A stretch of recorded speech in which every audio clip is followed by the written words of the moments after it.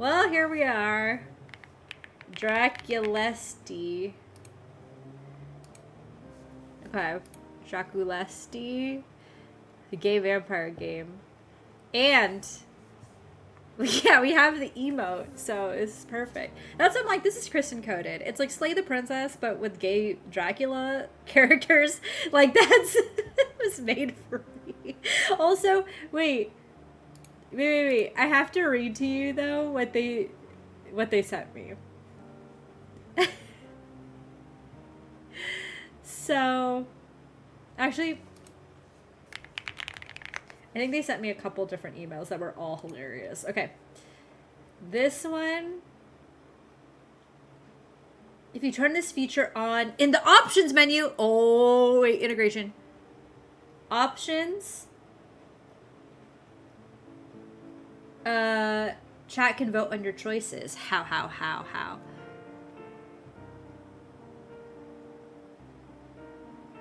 do I do that?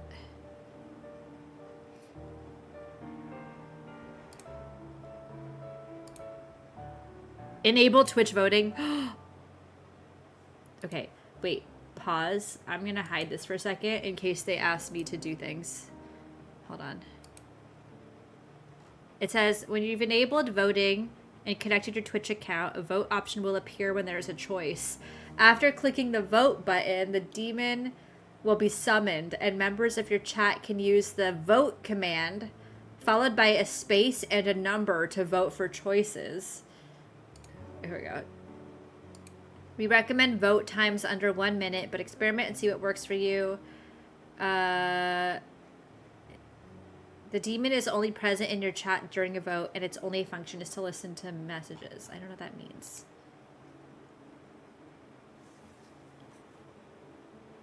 Okay, well, everybody wait while I connect this. Okay.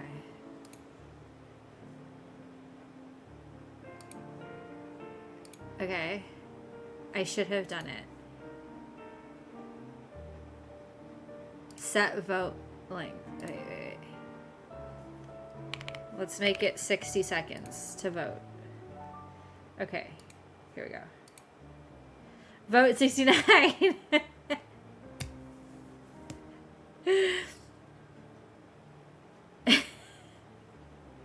Okay. So, just to go through it again. A vote option will appear when there's a choice. I'll click the button. The demon will be summoned into chat, I think. And then you use vote command with space and the number to vote. Okay. I set it to 60 seconds. We'll see if that is good. Oh my god, that's exciting. Take it back. Okay. Can I do 45? I can. Do you want to do 45?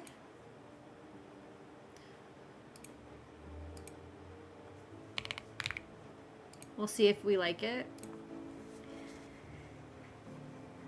Okay.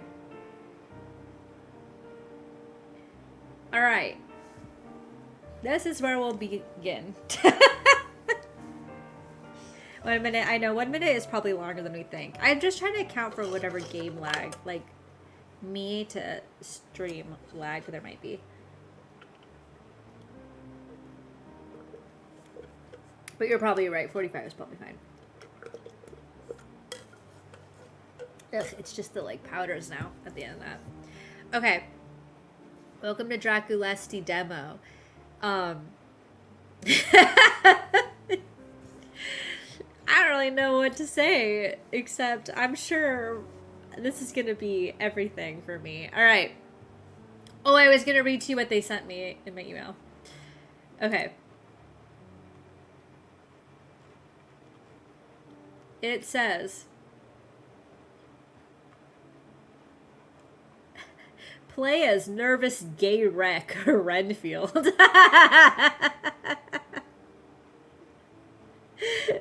What else does it say? I have an email where the title of the email, like the header, is Gay Dracula, need we say more? And And you know what? They needn't say more. And then what else do they say?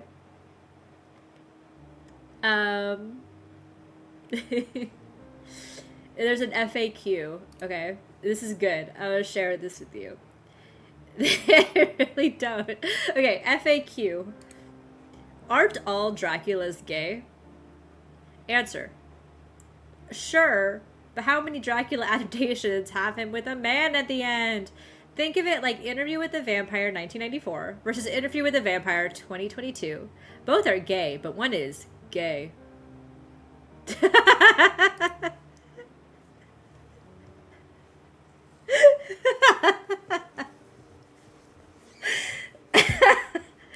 And then it says, question. But if it's gay Dracula, why does he have brides? Answer. Okay, you got us. Dracula himself is bi. But you play as a gay man, so colloquially, gay Dracula. Okay, question. Actually, I want to know in detail what all the gay stuff here is. I won't say it because it's spoilers. But the question is just, tell me all the gay stuff.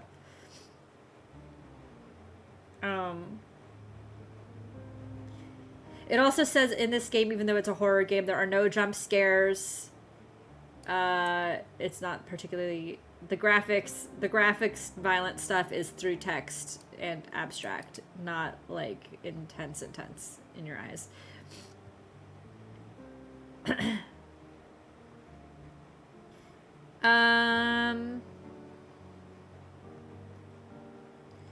I mean, that was the most important thing I told you, is how gay is it.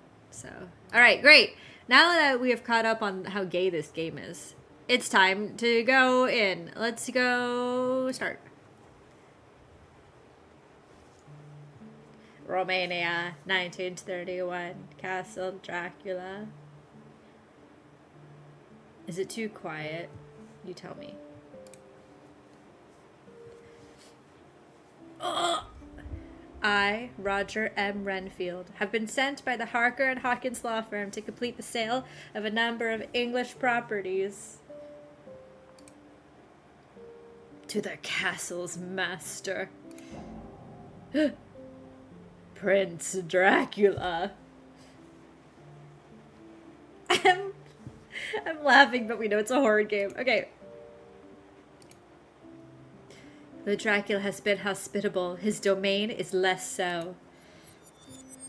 Ghosts haunt the halls of this oversized tomb, alongside other unnameable creatures, men made of smoke and ash.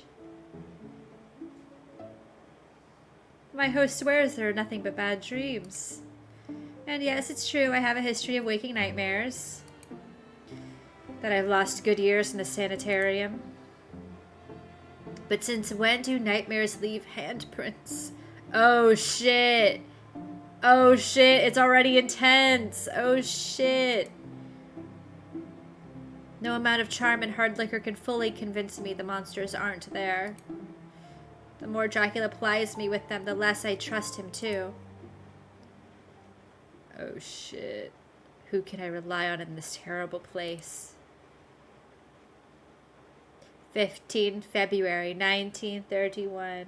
I know the art is beautiful. Even just the border with the flowers, it looked like the texture that they put on it makes it look like physical lace, like not 2D, but like kind of popping out of the screen a little bit. So it's very cool.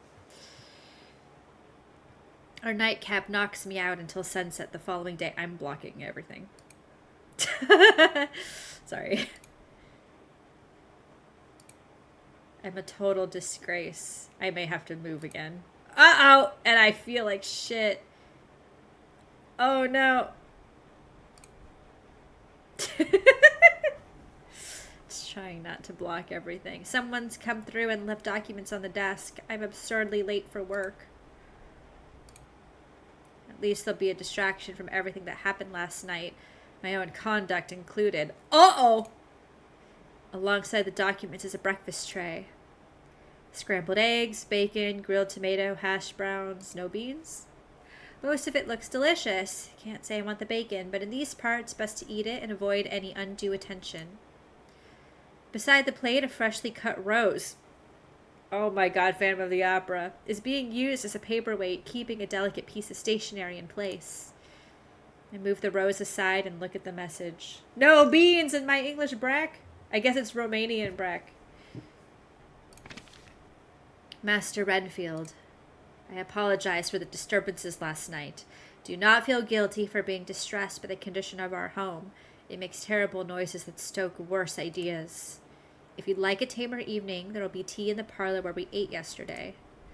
I've invited the brides for a proper introduction. Theodora is eager to hear about her new home.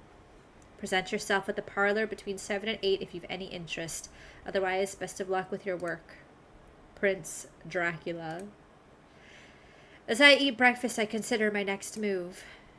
Whatever I do now will set the tone for our relationship from here out. Should I try to patch things over or let the wound fester? Furthermore, there's that forbidden haunted bathroom. My bathroom. Closest to the tower, anyway. Best to confront new fears as soon as possible. I can't spend this whole trip afraid of a sink. If I don't attend tea, I ought to confirm the ghost was nothing but a trick of the faulty lights, lest I develop a new phobia. Besides, I never did get to shave last night.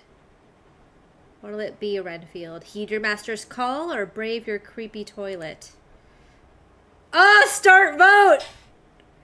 The Twitch demon watches. Type the vote command with the space and then the number of your choice. Should we accept Dracula's invitation to tea or prove the bathroom ghost doesn't exist? Go vote right now! Otherwise, what am I gonna do?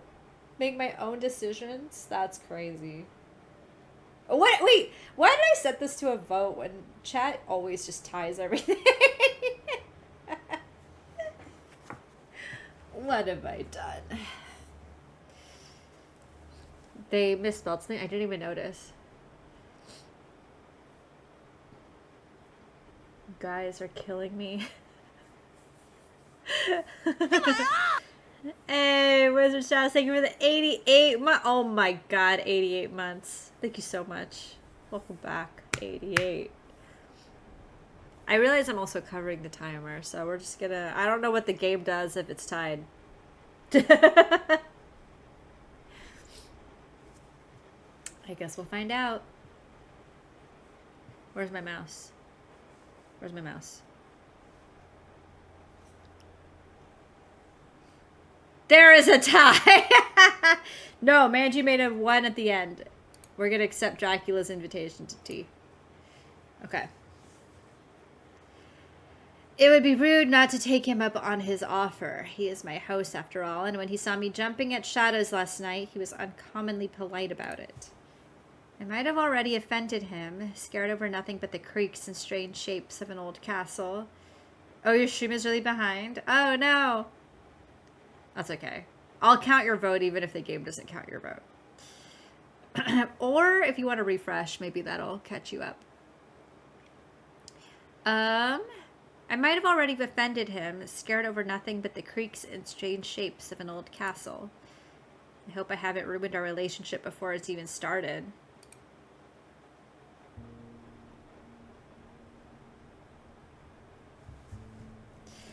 At 7 on the dot, I step inside the parlor. Dracula waits on the sofa with a rail guide in his hands. Oh! His eyelashes, both of them, their eyelashes are beautiful. He's totally absorbed and doesn't acknowledge me until I'm just about at the coffee table. Ah, evening, Master Renfield. Planning your trip? I thought we chartered a boat. Oh, shit! I didn't mean to do that. But then I remembered Bistrita had a rail service. Now I'm wondering if that's easier. It'd have to be, wouldn't it? There's a lot of coast between Romania and Britain. It wasn't always like this. Strange how the world turns. Once they didn't think it turned at all.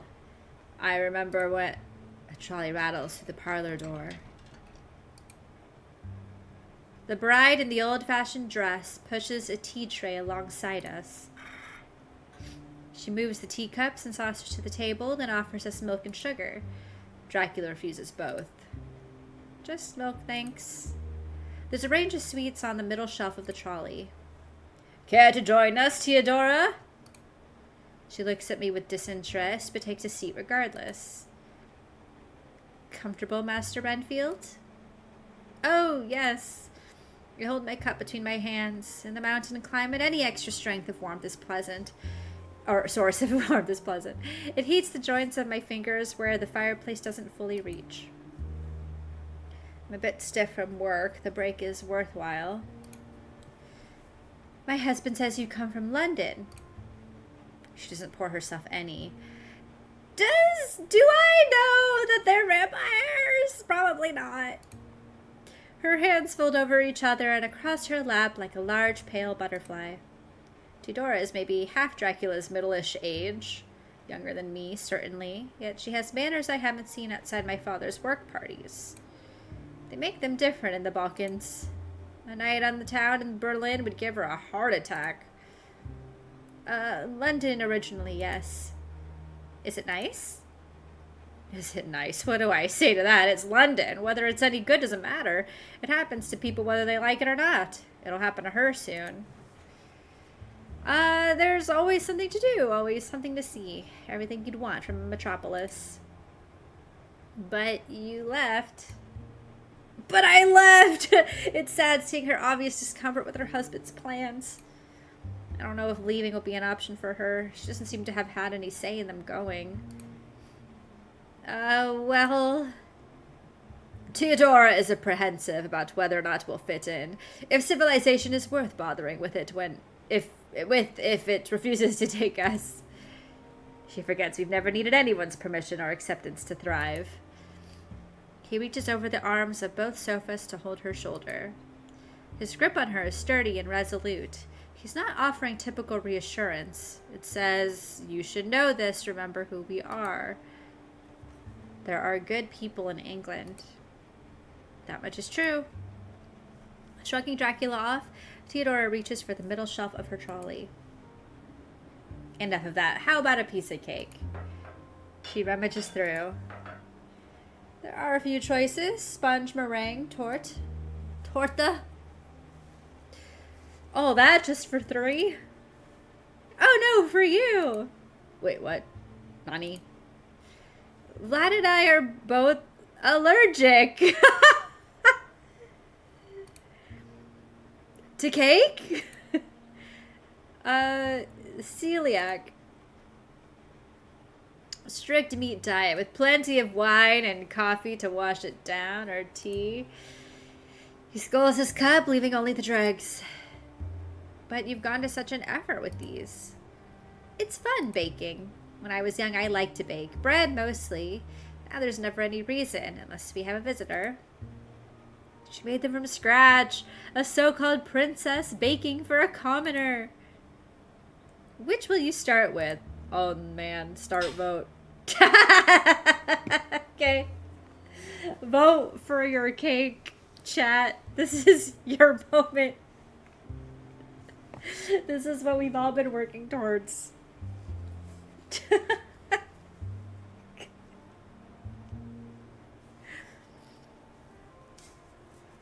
What even is a torta?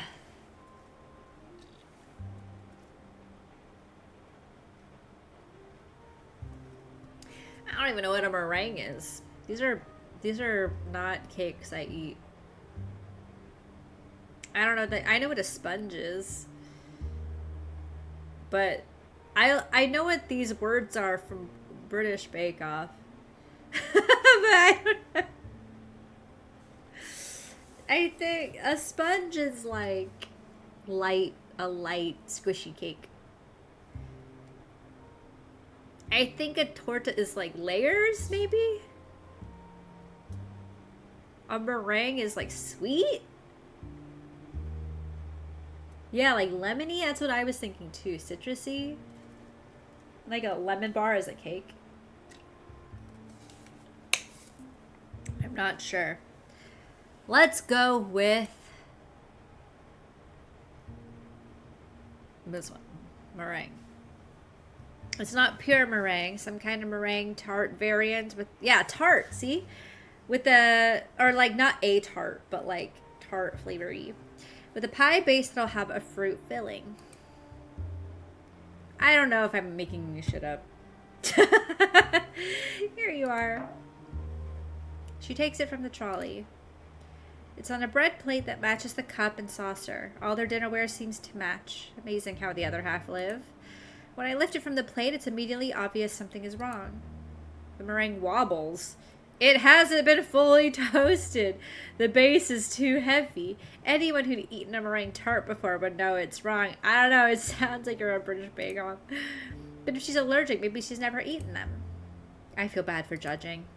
Thank you. I bite in. The base is nothing but pie crust. A solid inch of pie crust below a wet meringue. Well, a cake is cake, isn't it? It's sweet and it's a treat. Finish the damn thing. Mario, welcome back. Not a soggy bottom. I eat it too quickly. Maybe she'll take it as a compliment rather than a desperate need to get it over and done with. She looks surprised. Was it any good? Her dewy, doe-eyed stare puts me on the back foot. She's suspicious of me. Can I lie convincingly enough to overcome that? Even if she doesn't believe me, that might be better than damaging her pride. At the end of the day, she did give me cake. Being honest would show respect, though. She could improve before she bakes to someone else. Avoid upsetting her future English neighbors. What to do? What to do? Start vote. Should we lie to her to spare her feelings? Or be honest, respect her intelligence? Oh my god. Mario, welcome back. You can vote on our decisions here. You use the vote command, and then you write which number you want to choose. 1 or 2. This is scary. I'm nervous. This decision's scary.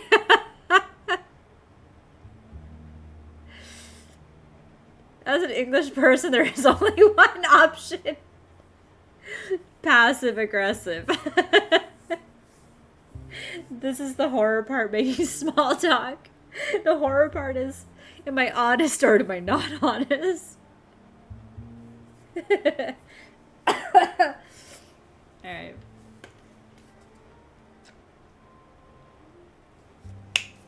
I also realize I'm blocking the timer. Would it be better if I move myself a little bit? Well, I don't want to block anything else. Well, maybe it's fine. Maybe I can, like...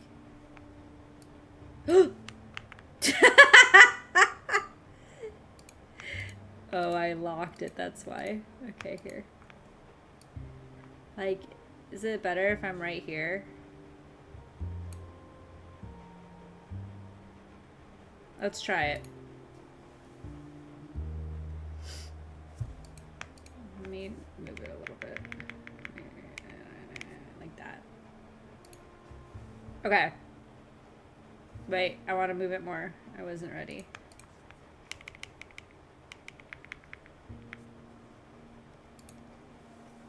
All right. The results are in. Be honest. Oh, God. Okay. I'm scared. She's gonna kill me.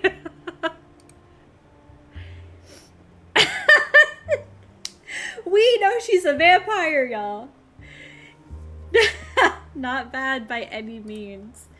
The meringue had exactly the right amount of sweetness, and the base had the right balance of moisture and crunch. But her eyes somehow get waterier. No. Oh no! The edges of her mouth tremble. Am I really about to bully a 20-year-old over her cooking? Cooking she can't eat because she's allergic. Oh my god, all wet eyes. Yeah, she has Dracula ears. Oh God. 1, hit the brakes. Lie, man, lie. 2, be cruel to be kind. Oh my God, chat, don't let me down. Oh no.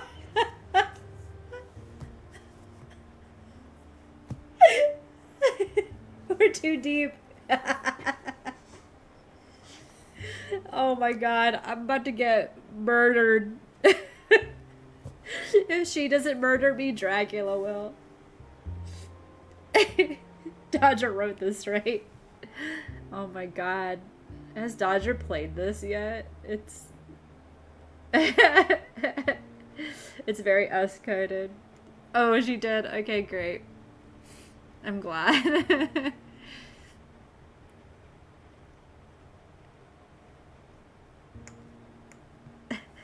I forgot to tell you while we're finishing the vote. I forgot to also tell you that I started listening to Sherlock & Co. I just finished the first story today.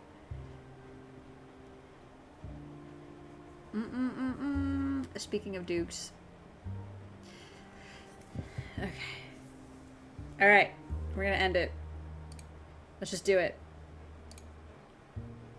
Let's just do it. Ah! There were some areas that could be improved. Oh! Oh God. Perhaps cook the meringue for longer? And experiment with a fruit filling. Lemon would be great. Thank you for the feedback. She tenses and scoots away from me along her sofa. Oh my God, Dracula's gonna murder me. Look at those eyes. Dracula who's... Oh, I forgot he was here the whole time! Dracula, who's kept silent through our whole discussion, suddenly lurches forward and places his empty cup and saucer on the table. He's gonna kill me.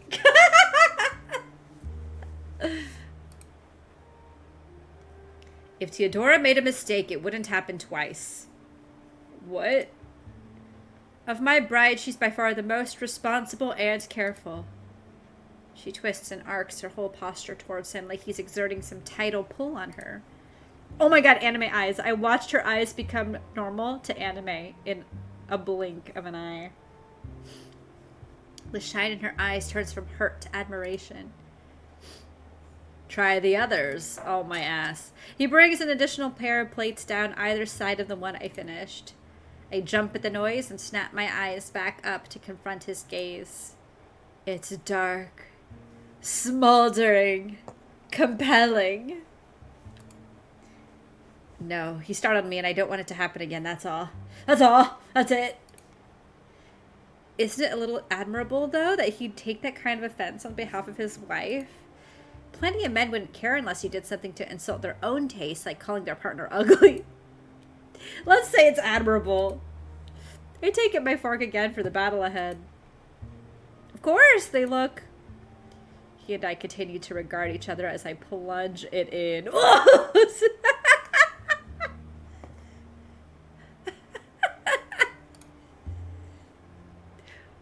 Wonderful.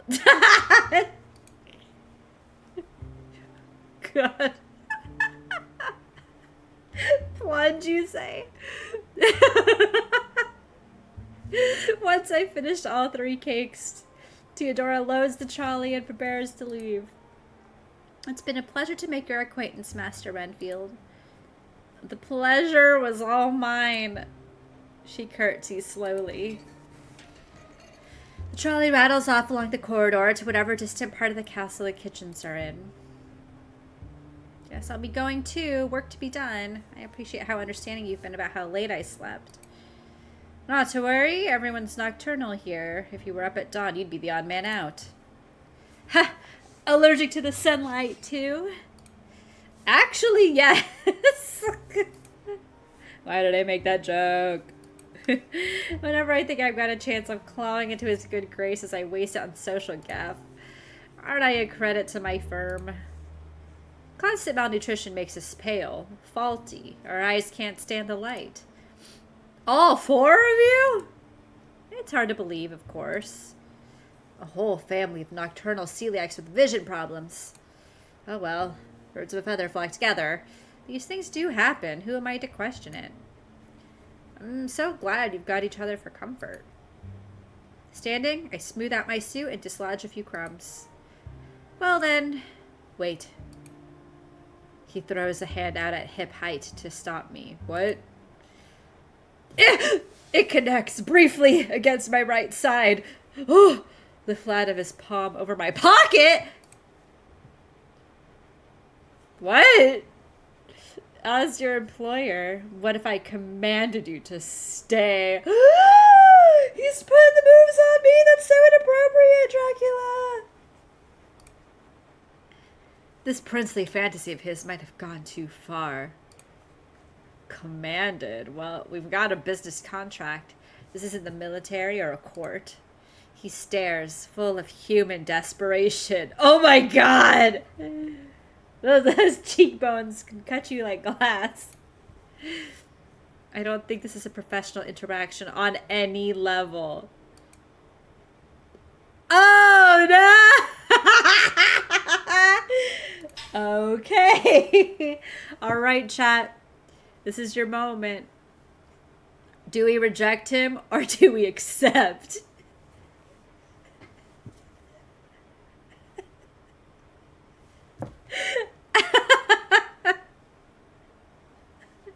Gee. Boy, do I wonder what chat will choose.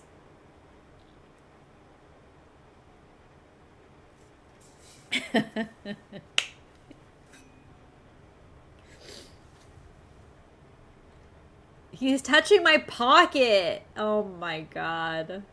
Oh my god.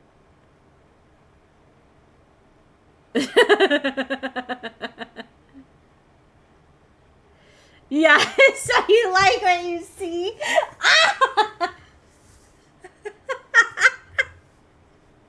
Yeah, I like what I see.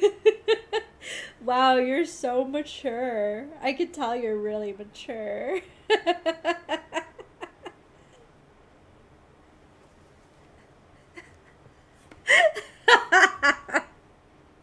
This is what I'm talking about. This London story. Even though they're not in London right now, this is basically UK, right? It's leading up to UK. What could the answer possibly be? What are we doing here? I'm scared. Alright. Say it. I could be convinced. Oh my god.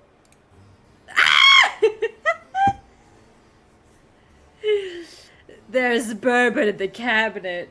Stay, drink, talk. I don't need a lot of convincing. Oh my god. Oh my god. I'm nervous. I turn to face the wall and move for the liquor cabinet door instead. Oh my god.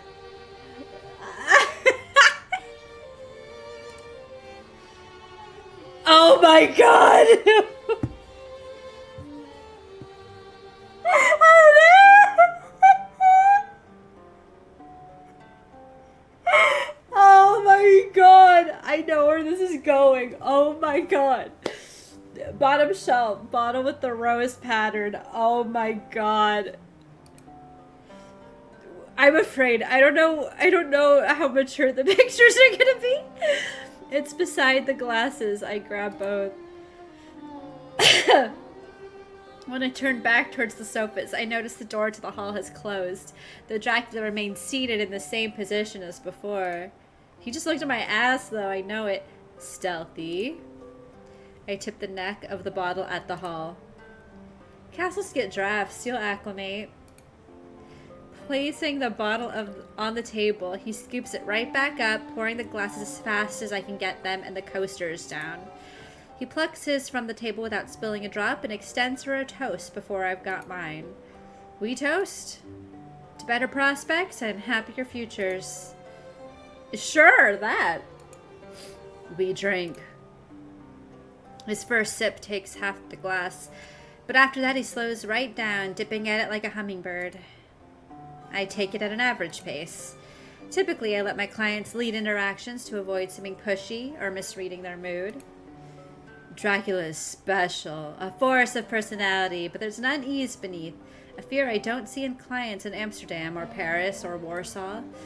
It's quiet out here. There's power in being untouchable, but it's not the type he wants now.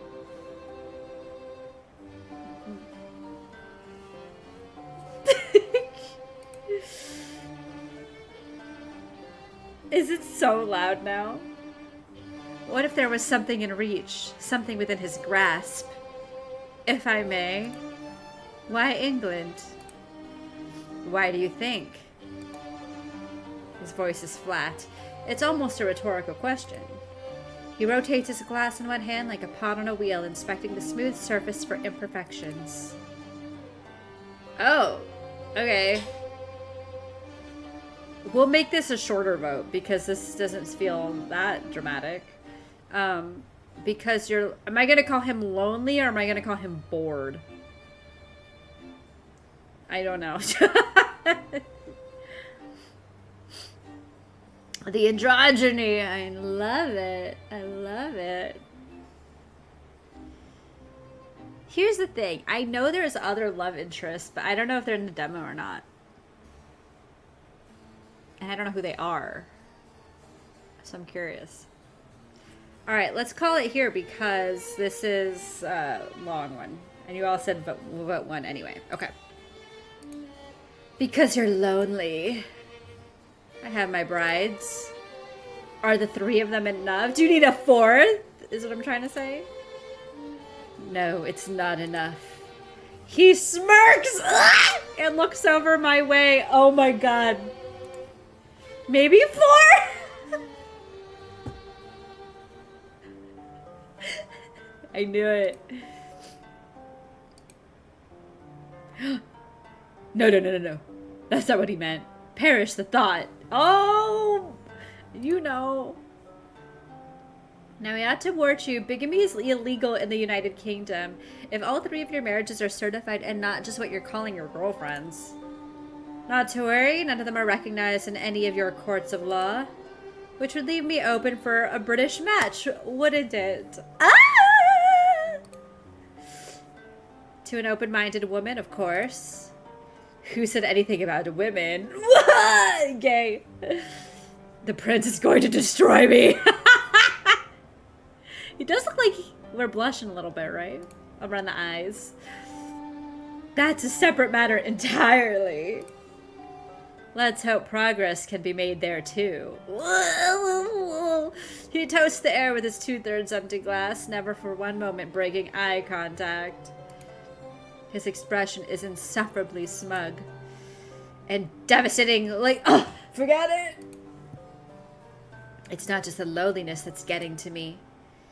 I'm no mere land baron, Roger. Roger's fine, isn't it? But an investment manager of sorts. It's a bad idea to question where old money came from. Whether he's a war profiteer or a patent hoarder, that's information I generally prefer not to know. Sure, Roger's fine. There's one particular investor I'm an agent for. Until now, he was comfortable with a focus on Romania, the limited pool of Romanian business. Times have rapidly changed, which means to sustain the relationship, I must move to a larger pond. England. London, England. A population twice that of Transylvania, half that of all Romania, crushed within a single city. Given the recession, I'm sure the gents at Canary Wharf will be excited for an extra source of income. Canary. It needs new lifeblood, and I need fresh donies. Sounds like it'll be a perfect symbiotic relationship. And if it's not, well, he tosses back the last of his drink. It could be the end of me. I won't go down without a fight. I've survived too many setbacks to die in this wretched century, surrounded by foes who couldn't hold a candle or a sword to the enemies of the past. Dracula can't be older than 55, and I would have put him somewhere in his mid-40s. This part of the continent is supposed to have changed a lot since the start of the 1900s. I hate to think what he went through in his youth. We will get you your happy ending. Yeah, you will. That's a promise. A promise. Those aren't like they used to be either. Whoa! I want to believe yours. A promise then, Roger. To stand at Carfax together, fat off the riches of England, and laugh at the idea fate might have stopped us. Yeah, that Dracula emote. Since there's nothing left in his glass to toast with, he lifts it high overhead where the ceiling light pools inside. I drain mine and hold it out as proof. We both laugh. It's not just the bourbon that's raised our spirits. That way I forgot that was bourbon and not wine. That was just a full glass of bourbon. Mine is high, hoarse, embarrassing. I rein it in as fast as I can. His rolls and stretches out, settles deep, warms the air between us. A selfish bedmate of a laugh. Oh my god. Until he wakes to some unhappy reality, and his face returns to its disdainful default. We're nowhere near the end yet. I'm starved here. The paperwork will be done soon. A hunt. Tomorrow. Yes, a hunt. Roger, come hunting tomorrow. Oh, he meant literally starved. Is there any game near the castle? Maybe back at the bottom of the cliff path, but that's hours away. If we keep our eyes out. Done much hunting? I'm a city man, so no. A city man who had a city girlhood. Oh my! Trans rights. 2 strikes against it ever happening. Don't worry about the game. Bring your warmest clothes and your sharpest glasses. I've never come home empty-handed. Alright. I set the glass on the table. You're on. It'll be an exciting reward after hours of paperwork. I ought to head to bed. Fix the sleep schedule before it gets any worse. Not to worry. Like I said, we're creatures of the dark. It works for some, and I'm no early bird myself, but there's a limit. This time when I stand, he doesn't block the exit. There's a flicker in his eyes. Sad, calculating. Someone who's had something taken and has a plan to get it back. Good night to Dracula. Vlad! Oh, he Vlad now. Okay. Vlad. Ah! I bow my head to him and leave the room. Vlad Drac. Oh, hello. Vladdy daddy, you know what I'm saying? A few steps out the door, I brush past the bride who was in trouble yesterday. Ah, okay. She turns a box of cigars in hand, barely responsive until our arms meet. Her patience long since spent. Ooh, the music. Pardon. Take it slower to see if she has anything else to say. We never got a formal introduction. Flipping the box upright, she tucks it under her arm like a purse. Took your time in there. Ugh. Sorry, he didn't mention any prior engagements. It's not like I was on his calendar. This is just a habit of ours. She taps the exposed end of the box with 2 neat, pointed fingernails. Hit it off? I'd like to think we're warming to each other. Mm-hmm. Careful, he's like that fireplace in there. Get closer than you're supposed to and you'll overheat. She must know about his varied tastes. Thanks for the advice, mistress. It says. Just says. She stalks inside. The door slams behind her. As good a sign as I'll get that I should head to bed. Just as soon as I can remember the way to the tower. A bed? Safe in bed, the key turned in the lock and the window latched. I tuck the blankets up under my chin and shuffle around until the mattress forms to me like a sparrow in a dust bowl. The castle is too gloomy, too sprawling to ever feel comfortable, but at least I've ended today less afraid of the host, with a clearer sense of who and what else is here. It's not a normal home, but it is a home to someone, and I can rest easier in the knowledge I'm a welcome guest. The hunting invitation was a surprise. Will I ever get the paperwork done? Hard to complain, though, being invited out somewhere by a man like Dracula. I mean, Vlad. Oh, okay, excellent. Not that it means what it's used to. I crush my head between the two firmest pillows in the hopes I can grind out the thoughts, mortar and pestle style, crush them to fragments too fine to hold on to. When I moved to Germany and signed on for treatment, it was a choice between being who I wanted and having the partners I wanted. Yo, we're trans. Look at us. The kind of men who will flirt with other men aren't... Wait. The kind of men who will flirt with other men aren't interested in me. The science isn't far enough along for that. All taking pieces out, no installing replacements. Oh, shit. I guess it was 1930 something. I know the two firmest pillows, I thought the same thing. Horny Renfield is crazy. No, we're so here for it. Okay. And I'm not allowed. I had to lie end to end on the forms. Of course, you know, red-blooded. I love cigars and girls and hunting. It got me what mattered. The rest, normal men pretend to like those things all the time. Berlin's full of white-collar heterosexuals who've never held a gun. I can play along and pretend it's the activity I'm interested in, not the scout leader. Just a bit older to sit the exam than the rest of the troop. Somebody save me. Tomorrow will be a disaster. My thoughts can't keep me from the Sandman forever. Sleep comes to rescue me from the house Draculesti sooner than I expected. To take me far away. To show me other people. Whoa, whoa! Ugh, I hate this. I don't like that. I don't like looking at that. I hate it. I hate it. Here he is. What kept you? Doesn't matter. There shouldn't be any interruptions tonight. Let's see what layer I can reach. Whoa. This is wild. The phone rings. I answer. Roger speaking. Is Em available? Sorry, she doesn't live here anymore. Oh, dead named. I think they're dead naming. Oh, no, you wouldn't happen to have her contact details. There are people who love her who want to know she's okay. No, not her details, but she and I run into each other sometimes. Would you like me to pass on a message? Are you sure that's reliable? It's the best I can offer. I know she's there. Who are you trying to fool? Oh my god. Oh my god. Why would anyone trust you with anything when you lie about the simplest facts? Oh no! What? No, that's wrong. Put Em on the line.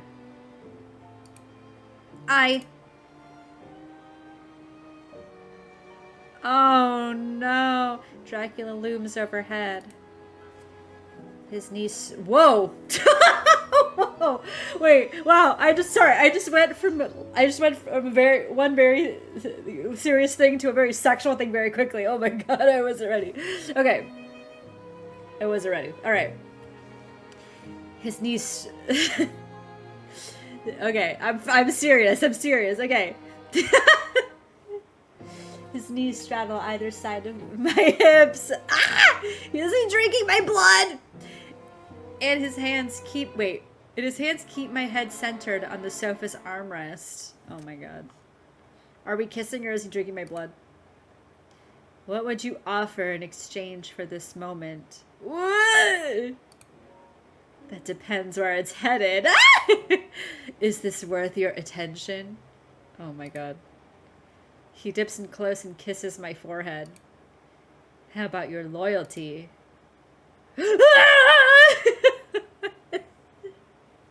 Oh my god, we're kissing. Or are we? I don't know. His lips travel lower to mine. Or perhaps your life. Oh my god. Slipping around my jaw, he disappears against my throat. Oh my god. Mouth opening wider to fit over the tangle of tendons and arteries and veins. This is like sexy horror right now. Oh my god. Oh my god! Okay, start vote. Okay. Of course it's worth it. It isn't worth it, or I don't know. So, are we giving our life away to him for love? Or no, or maybe. I'm glad that somebody was like, I don't know about this. They call them red flags for a reason. Is Dracula a red flag?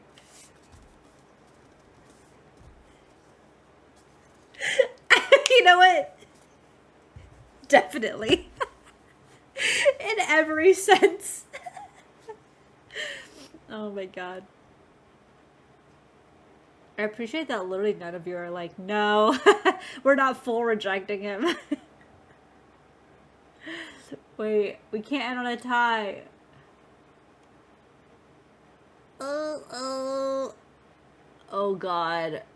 I need to like, oh no. Oh no.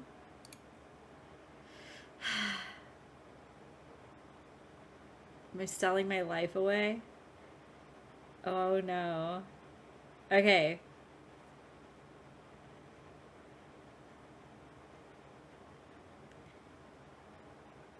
Wait, this one has a lion because I'm gonna be brave. This one is a rabbit because I'm hesitant.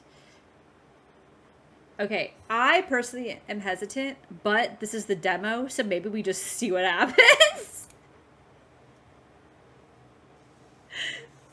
Oh my god, oh my god, why did I say this? I'm so embarrassed.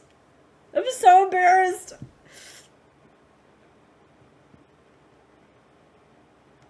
Oh god. Okay, I'm being seduced. When he speaks, his tongue flickers against my skin. Oh my god. Good. You were very lucky to catch my eye. Oh my, I'm about to be a vampire. Don't take my interest or my patience for granted. Oh no. I take hold of his shoulders to move him aside. He's stronger than me. I can't. I'm a vampire! Oh no!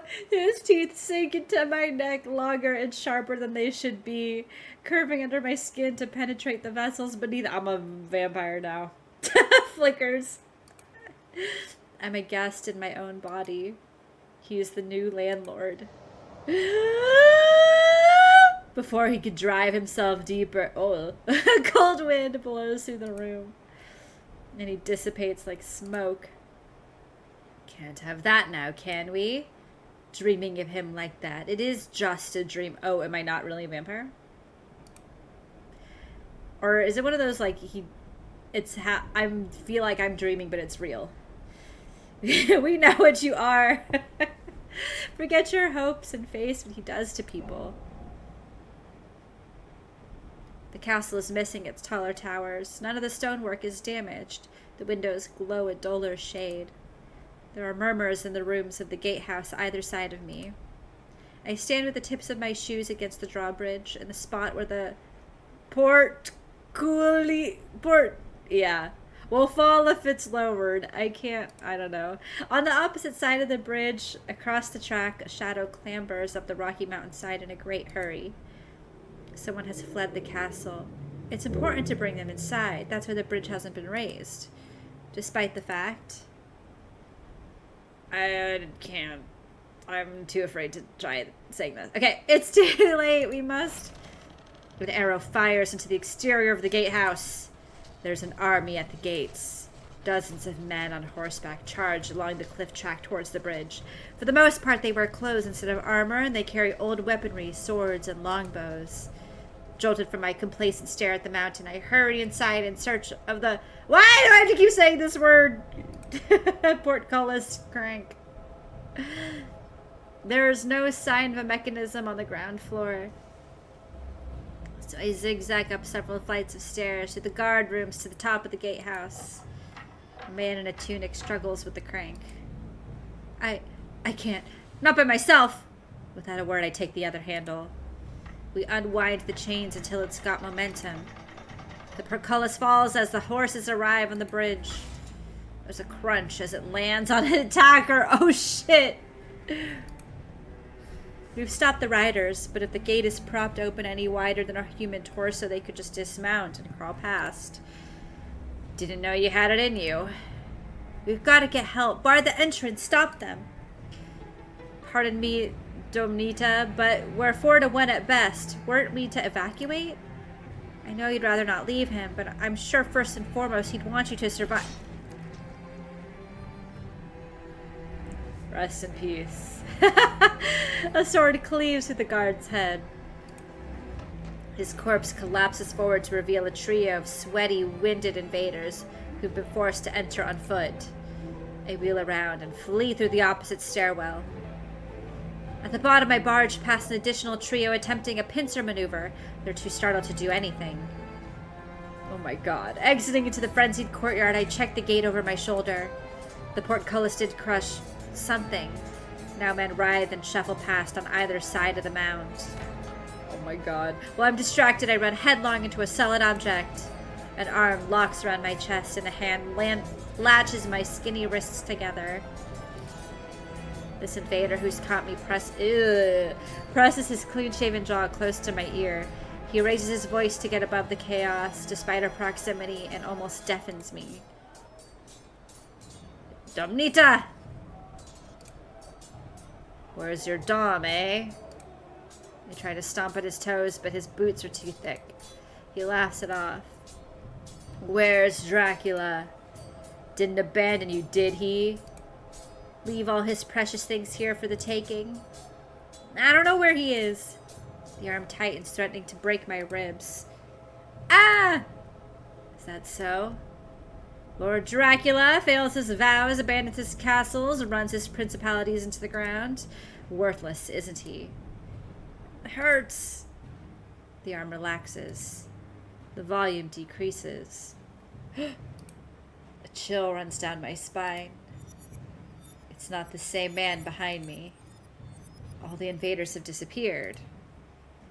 Is he worth the effort? Watch yourself. This is what happens to all his people eventually. A cold hand grasps the back of my head and slams me face first into a solid rock wall. Oh my god.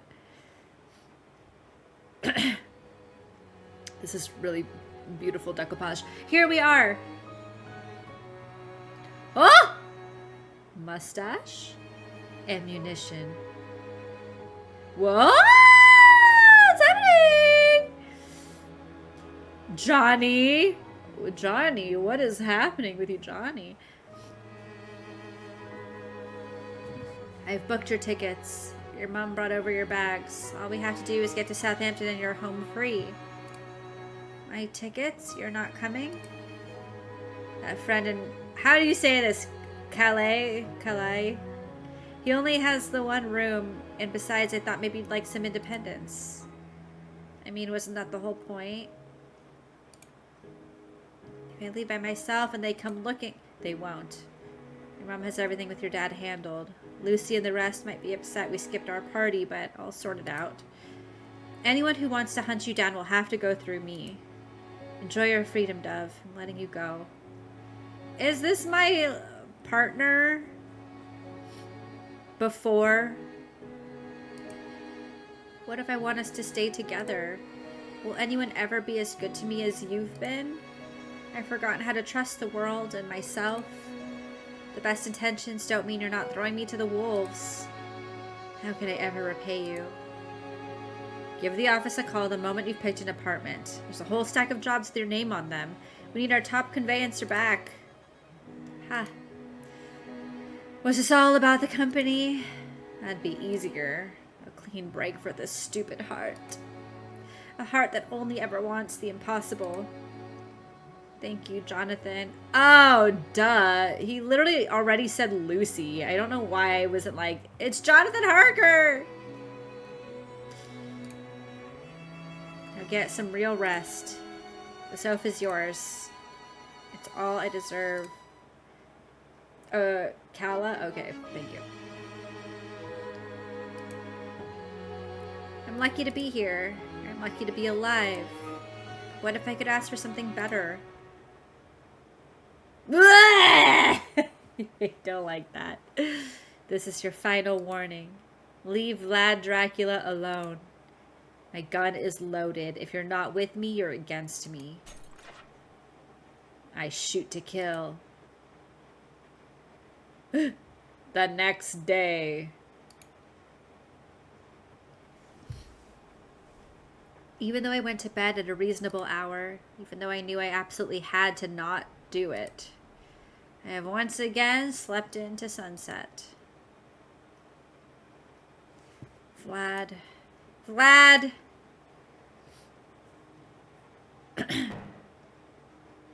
Forgive me, there's something wrong with me. Maybe it's a cold, I behaved unacceptably, a fever, perhaps I got a fever. Roger? He sits on the same sofa as last night, rail schedule laid out across his lap. Everybody else is still asleep. Take what I said to heart. This is a nocturnal household. At 4 in the afternoon, my word. Then, since you're awake early, though, we can sneak out before anyone sabotages our hunting trip. He folds his schedule aside and gets to his feet. Yesterday, he stayed seated the whole night. I'd forgotten how tall he is. As he strides closer, he only gets taller. He halts mere inches away, so I have to tilt my head to meet his eyes. Shall we? Where to? The stables. Pushing past my shoulder, he leads to the corridor. Someone is already at the stable gate, slouched in front of the latch with her arms crossed. Cesara? Husband, dearest. Come for a ride with us? That's not all you boys had in mind yesterday. How dare you call us out? Ah, so she overheard. It's not like you to be concerned. She glances at me, then back at him. This isn't the season for it. Barely any game. What if there's black ice? It's not worth the risk. Consider it an important cultural lesson for him. This is how we live in the mountains. He tries to weave around her to the latch. She sidles to block him. They shift left and right in a stalemate. Okay. Start vote. Slip past while she's distracted. Try to reason with her. Maybe it's better not to go hunting. Alright. Man, we gotta pick a side between our Vladdy Daddy and whoever this is. Wait, I do like that it labels it as lion for brave and rabbit for...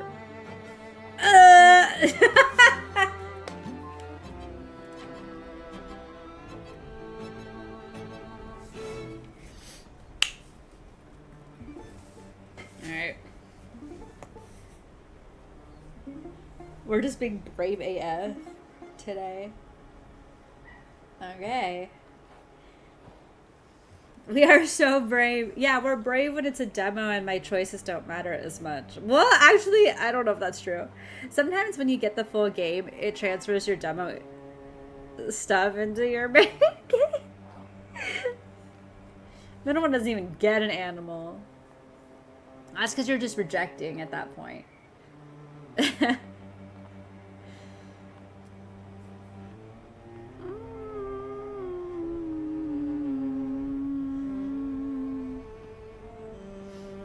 Alright. I think we know. My mouse is gone again. Okay, here we go. Alright. Vlad hooks to the left, says mirrors him, and grabs his forearm as it extends out. They're stuck. I've got an opening. I scoot right, pull the bolt, and swing the first of the double doors open. Excellent, Roger. Ha! Uh-oh. Turning to face inside, I see it isn't that simple. Oh my goodness. Third bride? I'm kind of into you. Not gonna lie. The third bride holds the reins of a saddled horse, halted mid-step as she walks to ready another. Ugh. Uh-oh. Looks like you boys have a tag-along. Hey, Anna.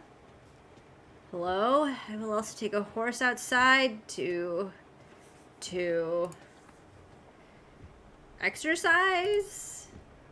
Riding lesson? The lady wants a riding lesson.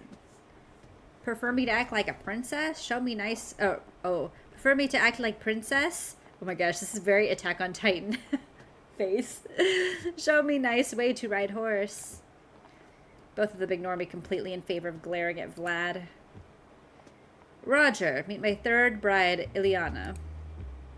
Never agreed to anything. This is the level of behavior we expect from her. Unhappy with free thought, or that I take your pony? Fine, she can accompany us. If you're this distrustful of me, Cesara, clearly we have to try to improve that. Ileana, return Dees to me and fetch your series. Where do you think I go before? Roger. The red mare in the far stall, Robigo, would be about your size. Thanks. Nobody's ever taken me hunting, but there were a few school and family trips to stables. At bare minimum, I can saddle and lead a horse. Robigo is calm and cooperative. Her gear hangs right by her lot. Some gentle words and slow pets, and she's happy for me to harness her. By the time I'm ready, Vlad and Ileana have both left the stable. Robigo and I walk outside to discover Cez is gone. She's moved while we were distracted, too. Ileana is mounted. Vlad is in the gatehouse. I clumsily stick a foot in the stirrups and sling myself over.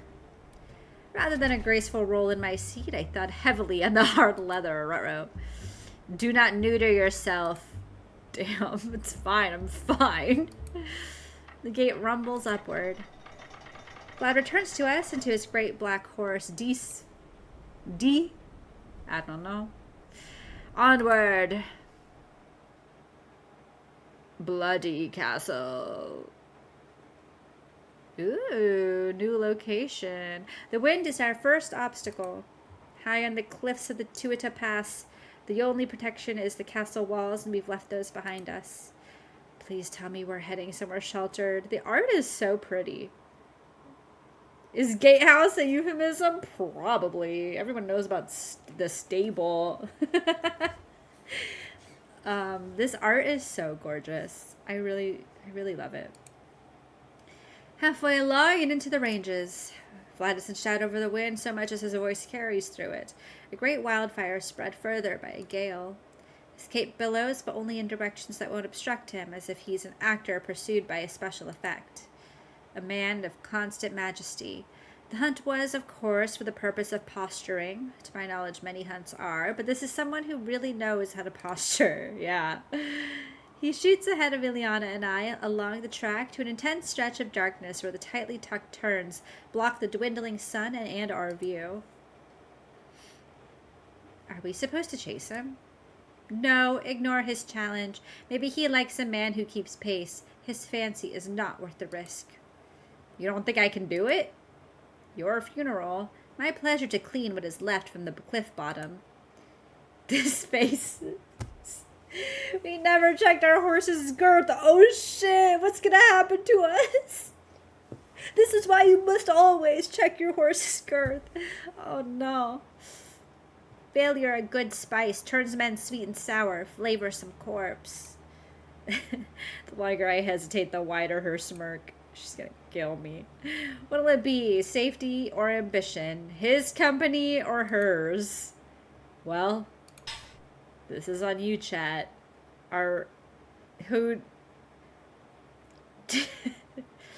Who are we gonna pine for right now?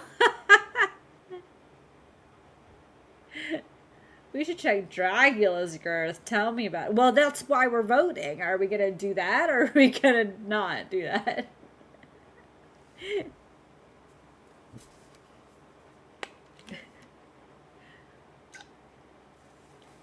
Both!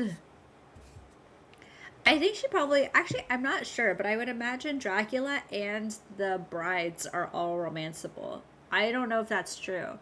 No, because... No, Jonathan Harker, though, seems romanceable. Or at least a love interest from the past. I'm not sure. I think in one of my emails it does say who all the love interests are, but... I don't know. I don't know.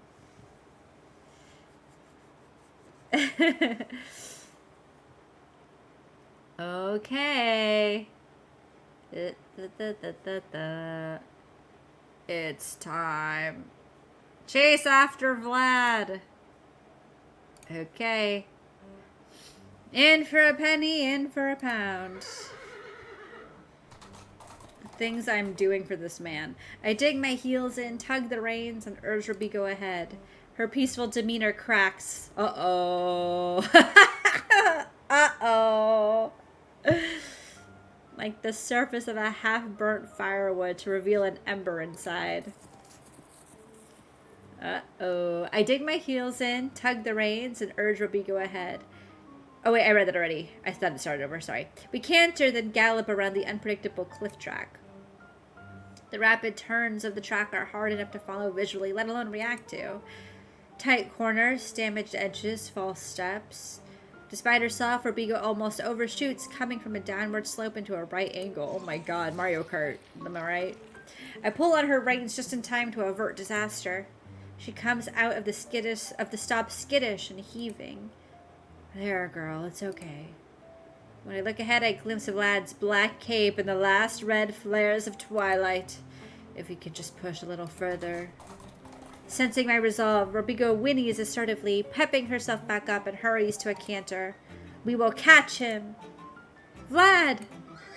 Right by a crossroad, he pulls Dees out of his gallop, and the pair rear high. Turning to face Robigo and I, they wear matched looks of impressed frustration. It wasn't a competition, but it was, and they've lost honorably. Well met, Roger. I won't be underestimated. He resumes at a trot. I decelerate to meet and match him.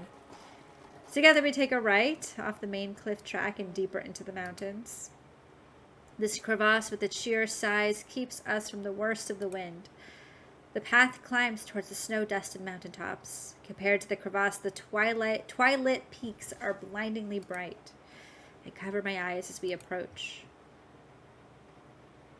That looks like a turtle. There are almost no trees here. Do you know what I'm saying? It kind of does, right? That's its eye, that's its mouth, that's its shell. You see what I'm saying, right? Anyway, there are almost no trees here. The wind is gentler but paralyzingly cold. It's close to night. The moon is watching. What and how are we meant to hunt under these conditions? Ileana arrives several minutes later. Seeing everyone in this new light, I realize that aside from some basic knives, nobody has any weapons in their kits. Where to? Nowhere. There is nothing to be done on this mountain, except perhaps maybe show me side saddle. There is... He tilts his head as far back as it'll go. His eyes fall closed. An animal to the southwest, near the ridge, I think. How could anyone tell that from a whiff of the air? Experience. Come, it'll flee for its burrow if it realizes we're on its trail. What do I do if I spot it? Truth be told, Roger, I doubt that'll happen, being unfamiliar with the local wildlife. But what if I do? You are full of surprises.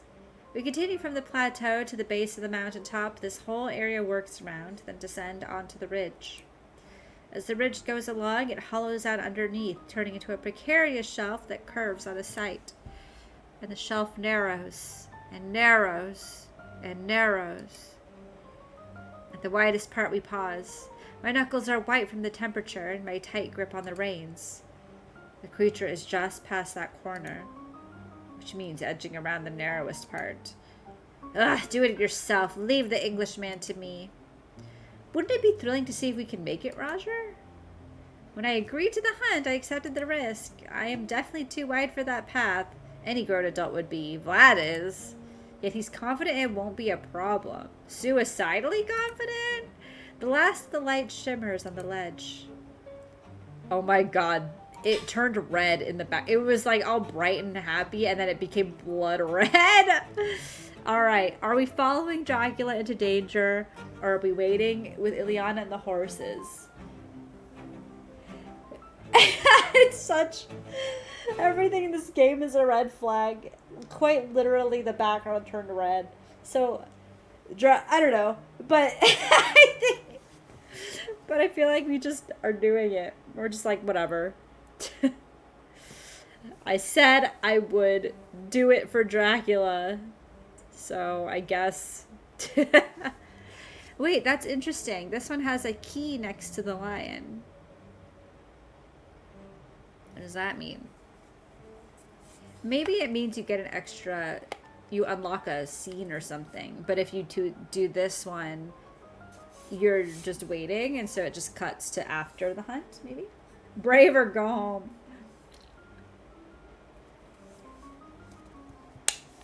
That's scary. I'm scared.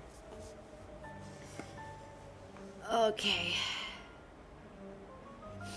Alright, I think based on this...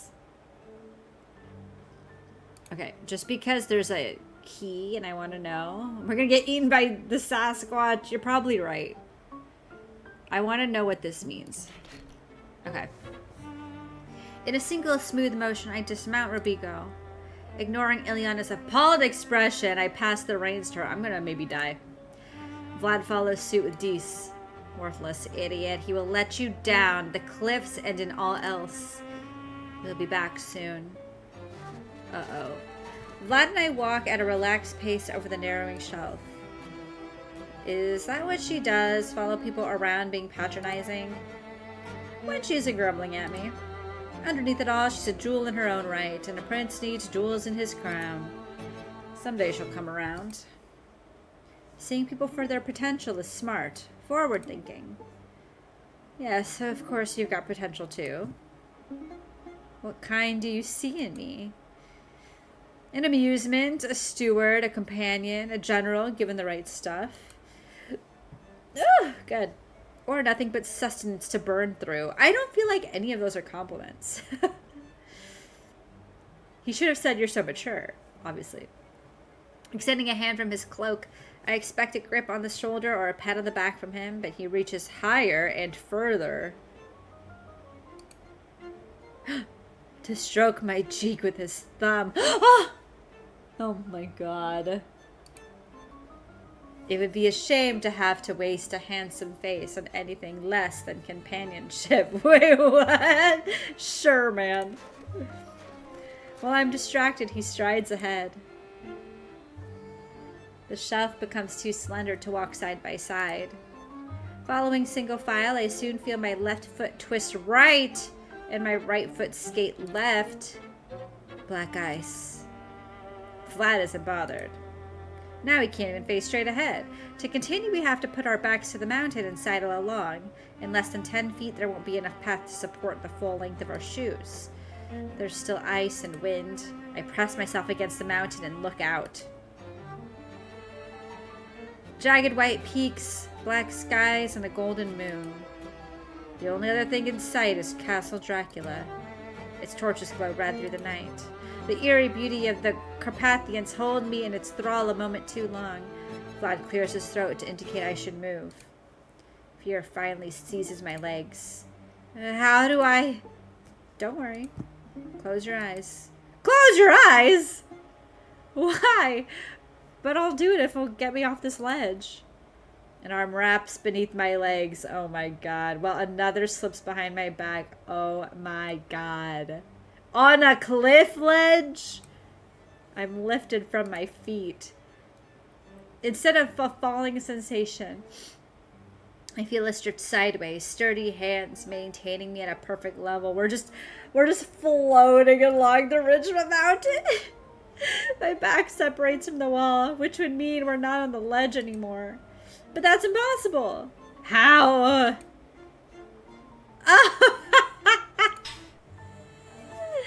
Alright, chat. Vote. Do we keep our eyes closed like we're told, or do we open our eyes? Oh, man.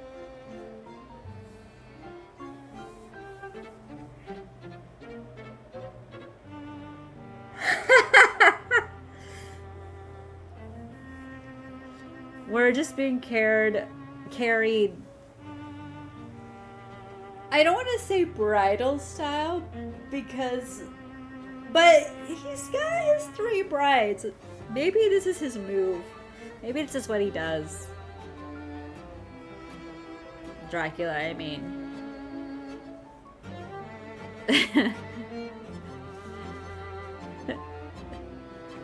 I'm just imagining it. like against the mountain, like inching along like a horror, like a movie. And then then he picks him up, right? And is holding him like the way he's holding him. And then in my mind, Dracula doesn't just fly normal. He flies with his back still against the mountain and just like slides along like around. Like, I don't know why that image is so silly to me. Yeah, carried groom style, exactly. But just like it just sounds so silly. Like that he's just like slinking along instead of just flying direct. Anyway. Alright. Open your eyes. That's what we picked, right? Yeah. Sneaking my eyes open, I see a strange, hazy shape. Ah! He's a devil! Oh my god, and yet all his abs are out right now. Do you see? I'm covering some of them, but trust me when I say there are more abs. This is like, you know the gargoyles in Gargoyles? And how they were low-key hot. Like, that's what I'm getting right now.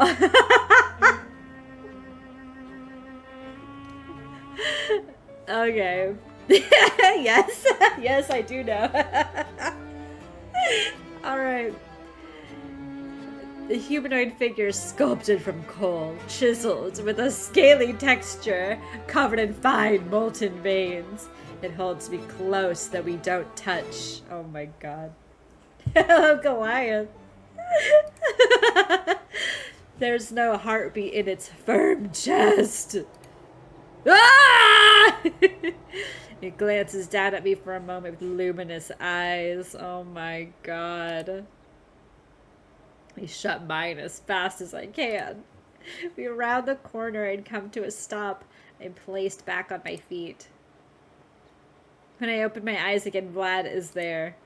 We've arrived! He shuffles aside with a hint of discomfort. Because I've seen him. The real him. He's shy. I twist around to discover a large cave mouth. Inside is a messy, angular tunnel that runs out of sight. The wind hurries through determinedly. There must be another exit somewhere else on this mountain. Something lives here. Should we find out what it is? Within a few turns, I've lost sense of where we are. My eyes haven't adjusted. Vlad places his hands on my shoulders to guide me. Forward. Watch your step. Obstacle from your right. Move along a passage to where the wind doesn't blow. He sniffs the stale atmosphere. Close. Ahead of us, a pair of bright yellow eyes reflect from the dark. Front-facing. A predator. Too small to be a bear. Looks like whatever you were tracking must have been eaten. There it is. Our prey. We're unarmed. Don't be afraid. Watch. Imagine a future where you're capable of this. Creeping forward, he enters the beast's den. A low growl rumbles from its throat. The growl of a wolf. Vlad intends to fight a wolf unarmed. Despite the logical unlikely outcome, a dim, absurd hope seethes inside me that he'll win. The wolf glowers at him. Its head shifts as it tenses its posture, ready to attack. Wretched thing. Abandoned by your kin? Prove yourself or perish. It gnashes its teeth, spit glistening. Take the advantage while you can. Snarling, it launches at his throat. There's a metallic flash as Vlad brings his arm to eye level in self-defense. No! The wolf's jaw clamps near his wrist. Careless. Using himself as a fulcrum, he spins the wolf against the nearest wall. There's a crack and a whine as it makes contact. Both of them fall to the floor. Limbs tangle, claws scramble, fabric and fur tear and scatter, growls, huffs, and yelps intermingle. Bones break, blood spurts, breaths end. Only half the heap is moving. Whoever's left lurches along to lie at my feet. Claws scratch the tip of my shoe. Whatever's there could come for me next. I have to get out of here, kick us apart and run. I am eternal. Ah! Vlad rocks from all fours onto his knees, tossing his hair back and opening his arms with a flourish. He looks about like a gladiator desperate for the Colosseum's approval. That's right. This was all a performance. Eerily, as my eyes make their final adjustments to the darkness, I can see his mouth is covered in blood. There are no knives in his hands, but his sharp nails are stained to the beds. Something is deeply wrong with him. Okay, chat. Do we find him frightening or compelling? I don't know. I know what the answer is. But I'll let you contribute if you'd like. I know we have flame those emotes together basically make up this Dracula. Wolf v Dracula.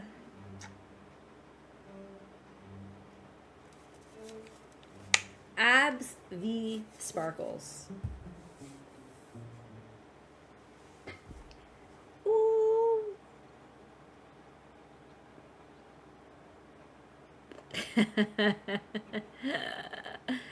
Oh my god.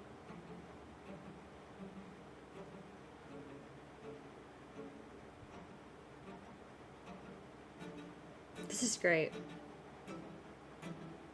I'm scared, but this is so good. Okay. Alrighty.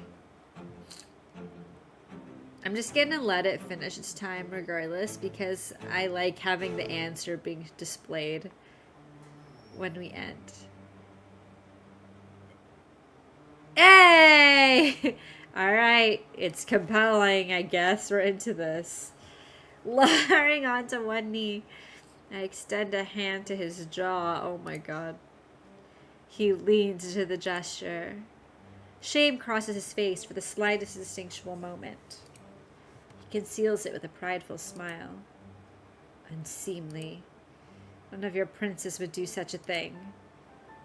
Do I seem like a good British subject? Well, chosen by your firm to serve me. There it is. What I hoped for. Approval, validation, warm regard. I am good at my job, but not the job I signed on to do. After how hard I fought to escape a life of obedience, I should have a visceral reaction against this. I should also be disgusted by the blood, the brutality, the needlessness of this whole display.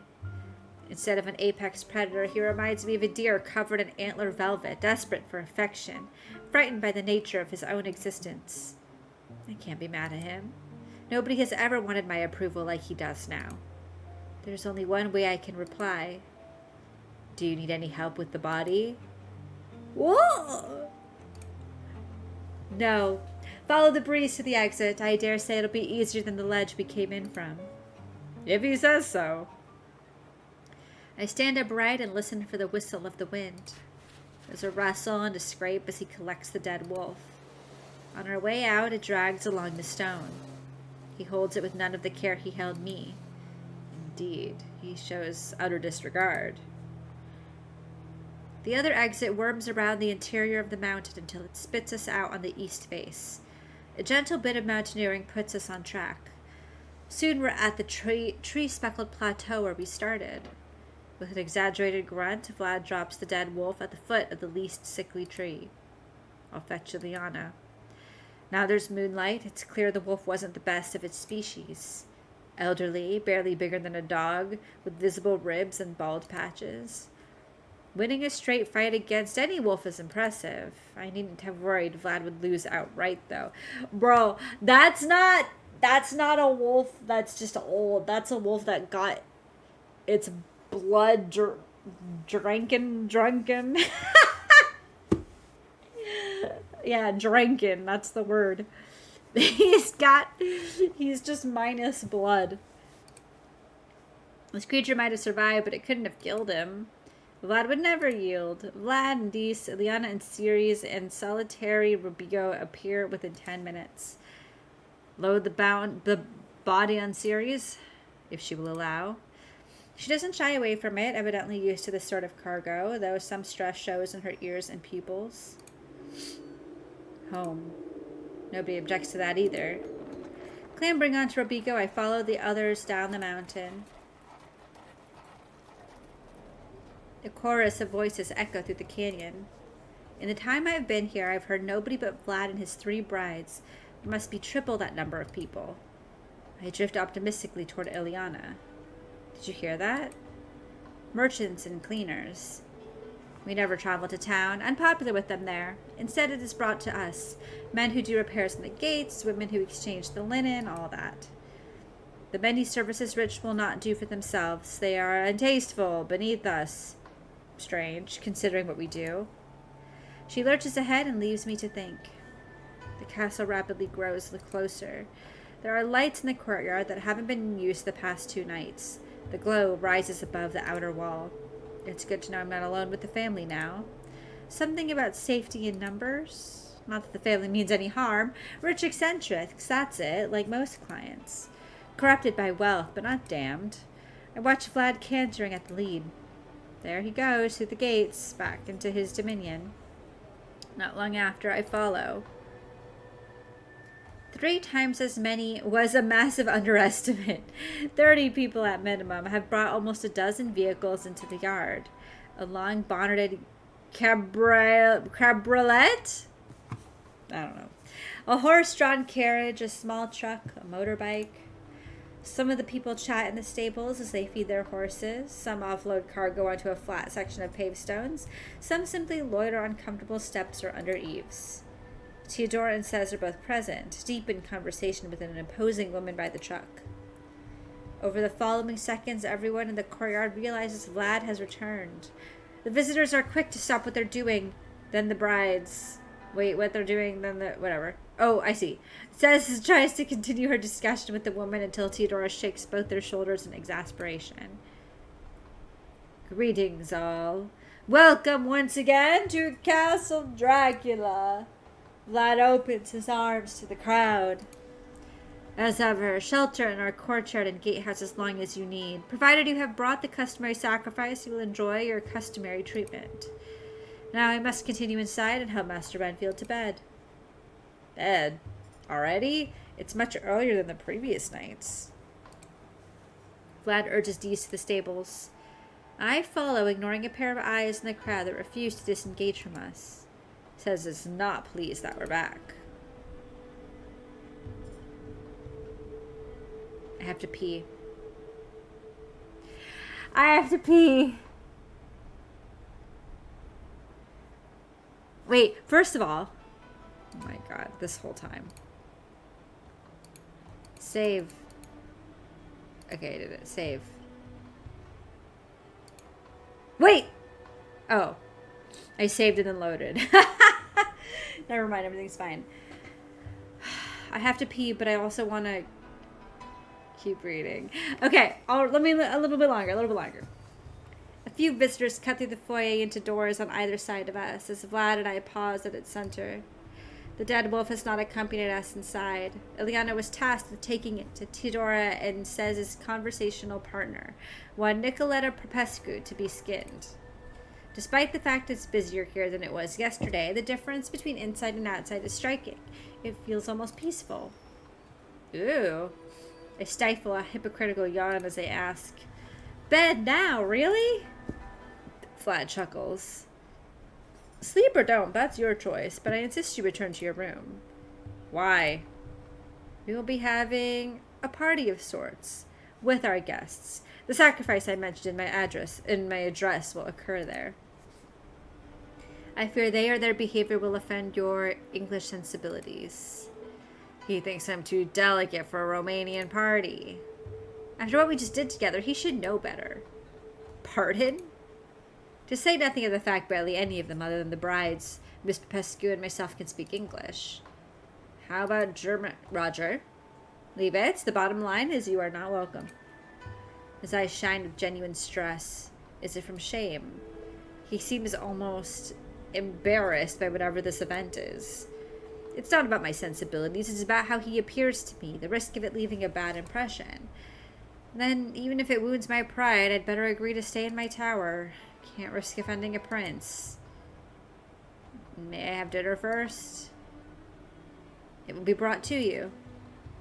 A large cluster of people passed to our left, headed for the ground floor corridor. Theodora says, and a pair of visitors. Whoa! One visitor, a young man, follows at Theodora's heels, while the second, a girl in her late teens, leans heavily on Sez's side.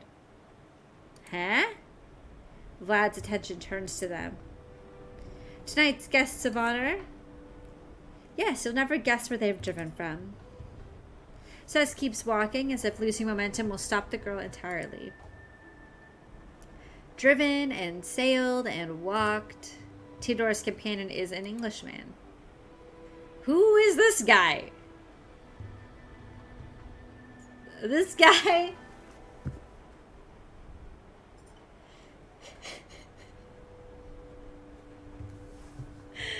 I don't mean to laugh, but he looks exactly like this guy on Love Island UK. So oh man. Okay, hold on. Mr. Bean, young Mr. Bean. Alright. Is that a Cornish accent? My word, a Londoner in these parts? Work trip, yourself? My sister, she's sick. His enthusiasm disappears in an instant. Looking over his shoulder, he watches Sez take the girl through the corridor. Miss Popescu said you could give us a miracle. Miracles are for the faithful. Have faith in our power, good sir, or forfeit the right to its works. His heart catches in his throat. His eyes well. The man wants, like nothing else, to believe in Vlad. As do I. Is he trustworthy? I don't really know what this means. Wait. Vote while I pee. That seems like a good opportunity. Okay, be right back. Alright. We're saying 2.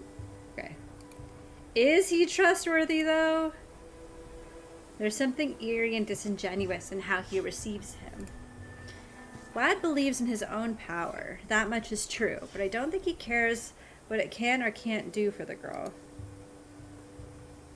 Come along now. Theodora takes the Englishman by the shoulders and walks him to the side of the hall.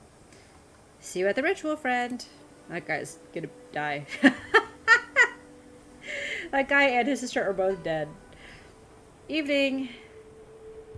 They are both sacrifices. But Vlad said I wasn't allowed at the ritual. What happened to offending English sensibilities? Time for bed, Roger. Looping an arm around my back, he guides me towards the stairs. As we reach them, I realize the man and the girl were taken in opposite directions. I tried to stop at the foot of the stairs. Turn, confront Vlad. His arm... Whoa! His arm slides lower around my waist where he has better leverage. He forces us both onwards. Oh no, he's using seduction to manhandle me. When I try to open my mouth, I can't even manage that. There's pressure all over. Hundreds of phantom fingers. Whoa! In addition to the real hands at my back that hold my jaws together and keep me marching. Is it because I know the conversation's done? Or is this part of the power his followers speak of so reverently? Alone in my room, I watch the sky settle on its darkest shade for the night. a black like the underside of thick Arctic sea ice. Teodora brings dinner as promised, moussaka with additional vegetables on the side. It's perfect, unlike her baking. Moist yet firm.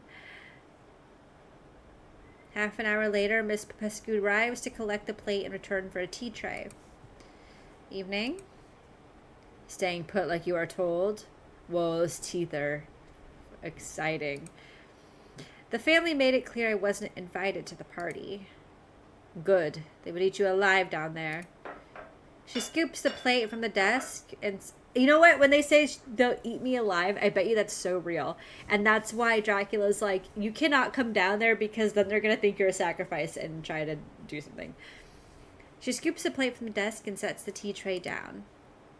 Not you, though? Has not happened yet. Being eaten down there. Wait, what?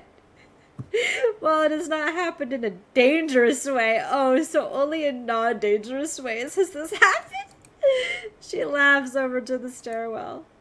Wait. Do not trouble that brain with thoughts it is not meant to know. Enjoy your cake and enjoy your peace. She closes the door with a solid thunk.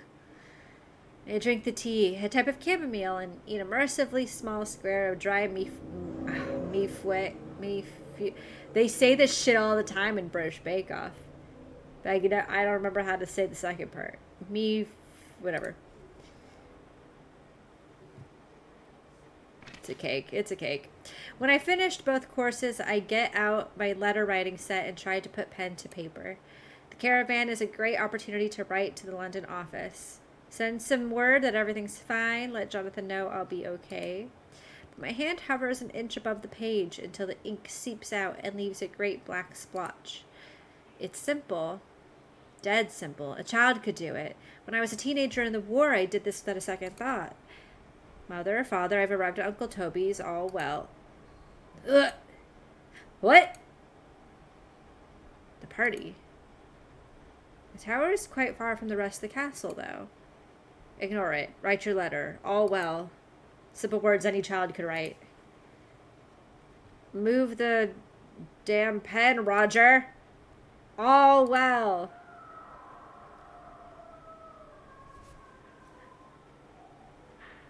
Help!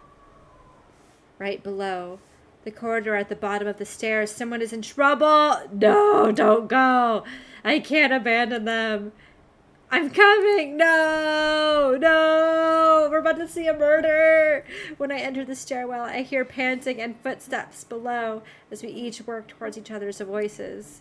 The stairs seem longer than ever before. I stumble over my own feet in my haste. My counterpart's pace is inconsistent, scraping and stumbling, already exhausted from the trip. Oh no. We circle around and around. Every circle feels like it could be the last, but the tower plays tricks. Concertina's out, hides extra space between the layers somehow. When I think we're truly about to make contact, a third set of footsteps sneak in behind. Whoever's arrived is faultlessly fast and only becomes audible the instant before they tackle their target. Tap, tap, slam! I halt out of sight and press my back against the inner wall. Everything happens so close to me that I can feel it reverberate through the stones. Ugh. The pursuer cracks the runner's head against the wall, dislodging a last gasp from him as he passes out. Oh my god. Then, stopping a few steps lower, they take hold of some part of him, an ankle or part of a jacket, and drag him back down the staircase, his body juddering until it hits the bottom. The hallway is carpeted. There's a brief hiss of rug burn, and then the noise is absorbed into the upholstery. Here I am, by myself in the tower. No one will hurt me if I stay in the tower. A decent guest would remain in the tower. But against any semblance of good judgment, I follow them. Let's see what I'm being kept from. Oh my god! It's scary. The closer I get to the center of the castle, that cluster of public rooms by the foyer, the eerier the quiet becomes. There's supposed to be a party tonight. Where are the noises? Why have I heard nothing but that man's scream? Passing by a window, I catch a glimpse of the courtyard, dimly lit by the caravan's lamps. Initially, I don't think much of it. The people are coming and going from their vehicles to their accommodation in the gatehouse. They collect suitcases and groceries to bring inside.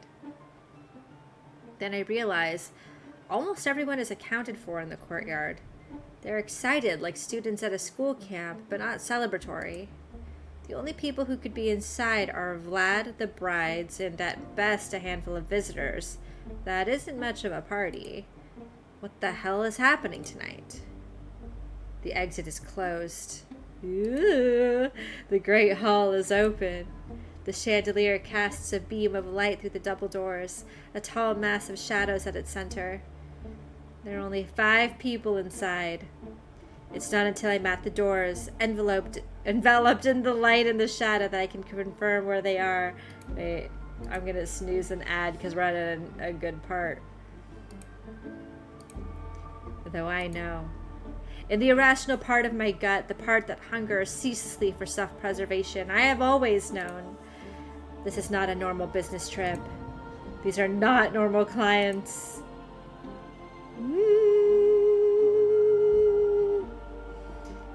He stands in the middle of the cluster, the girl's body slumped in his arms. Oh my god, they're all feasting right now. Ah! Oh my god. Oh my god. Oh my god. The brides flank him, clutching a shoulder or a thigh each. Oh my god. Theodora remains concentrated on her meal. Oh my god. Says adjusts the shoulder to hide behind it. Ileana spits as she makes eye contact. This is literally what we're looking at. Oh my god. All of them are biting the girl. Dracula, her jugular. Ugh! Theodora says her wrists. Ileana has torn through to the thick veins in her leg. They see me and stare, but none of them can wrest themselves from their prey.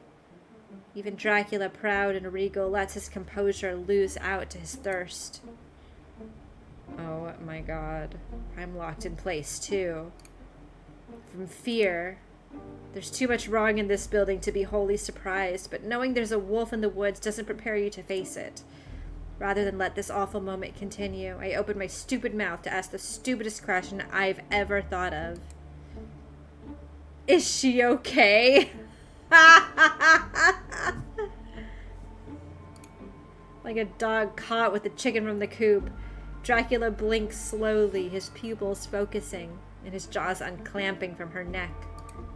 His goatee is dyed solid red with her blood. Renfield, is she okay?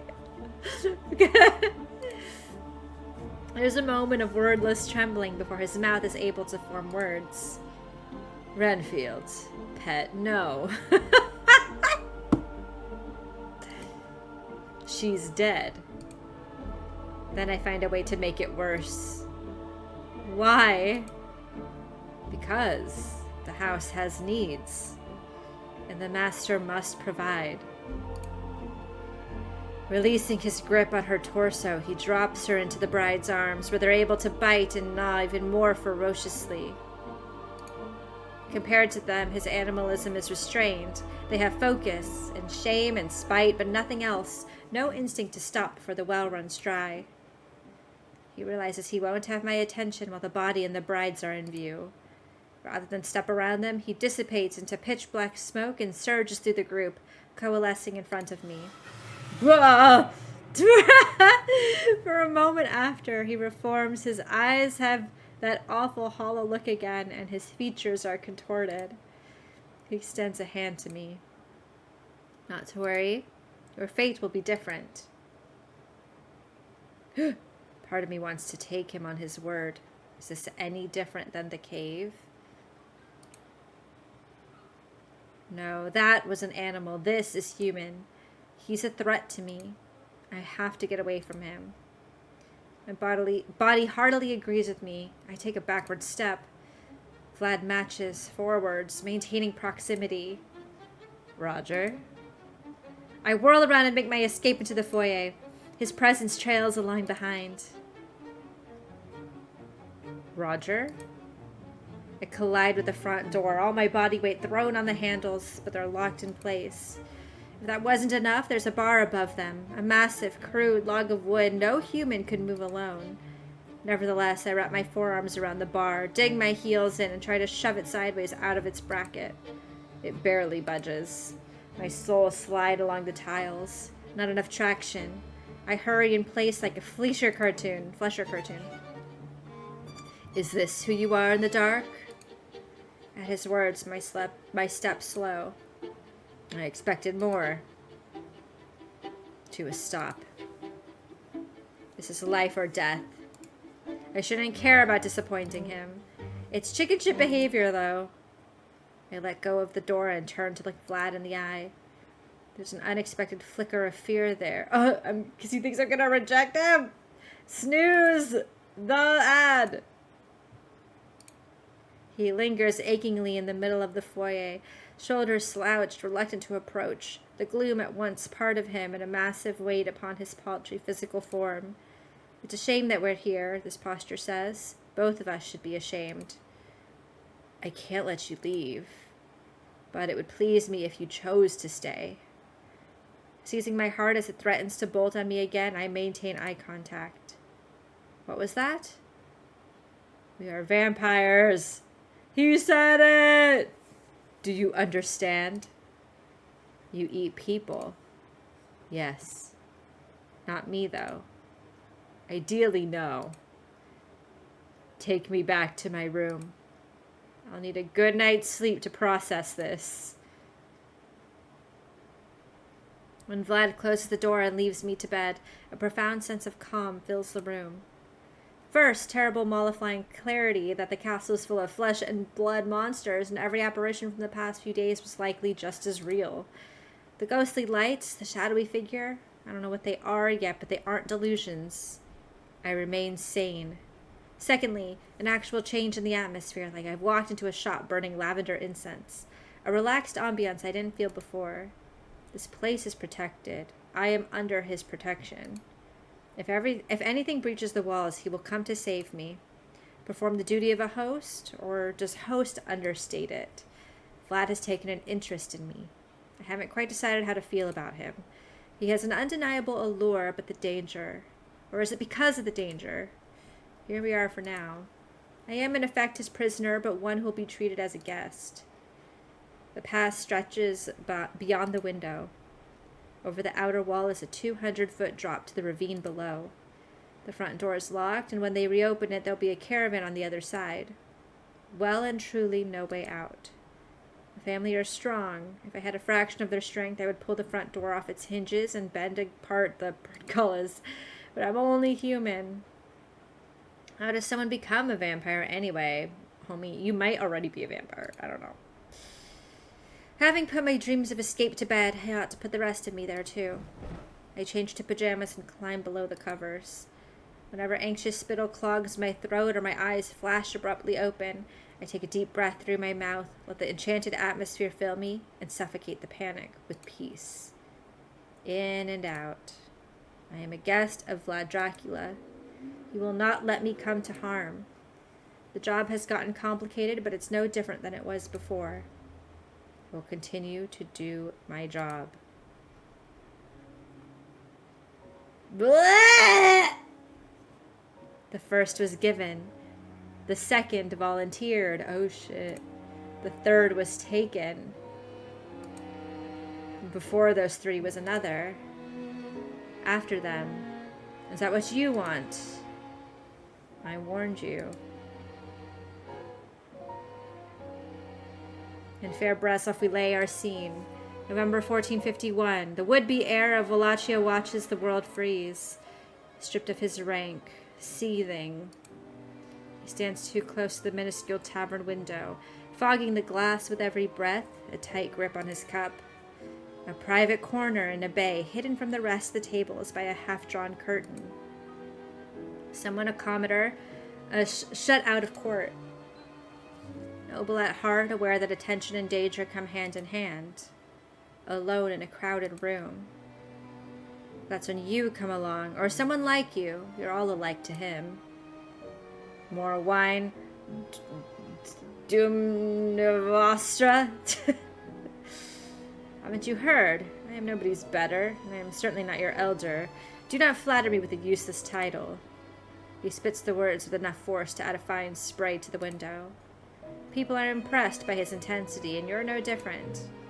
22. A promising young tyrant. His guess was right. You are a little older than him. That might be why you have the courage to annoy him. Oh, if you're not my better, perhaps this is mine.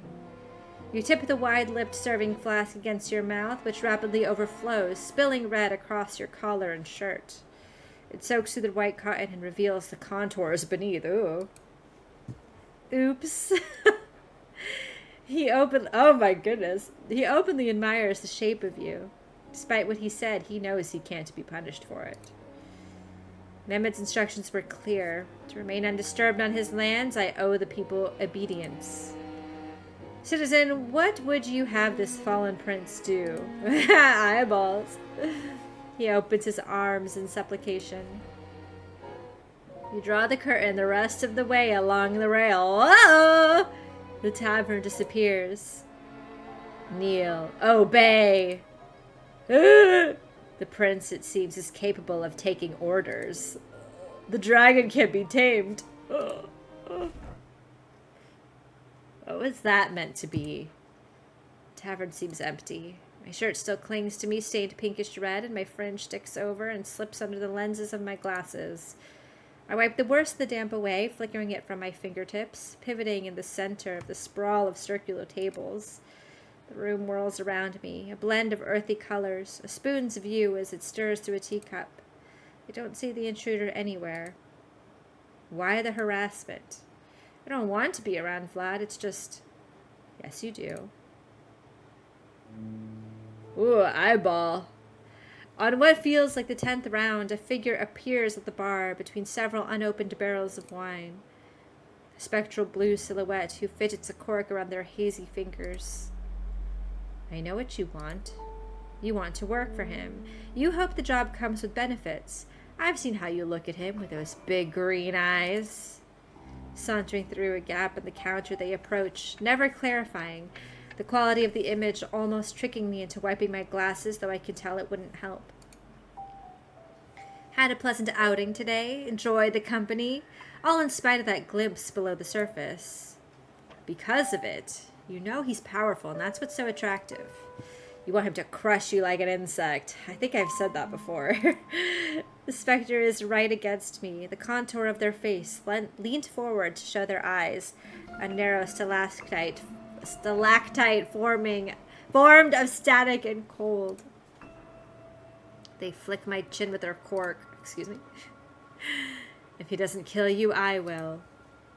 Moving to England over my undead body. What? A vote? Okay. Alright. The brave option. I'm not scared of you. 2. Should I talk to him about that? It's so mid. Or the scared, Vlad will protect me. Oh, man.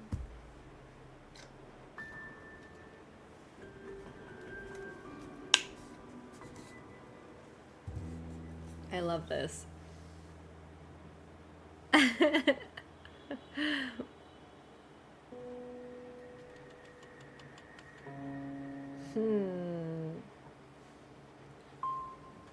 I'm thinking about the Spectre, who the Spectre is.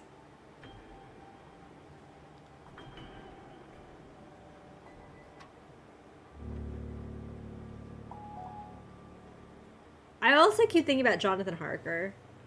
And Johnny, sorry.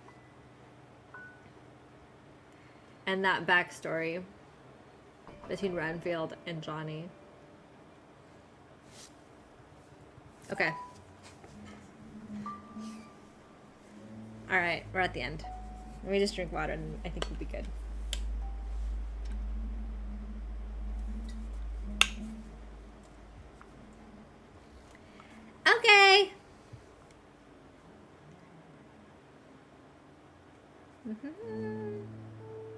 I'm not scared of you.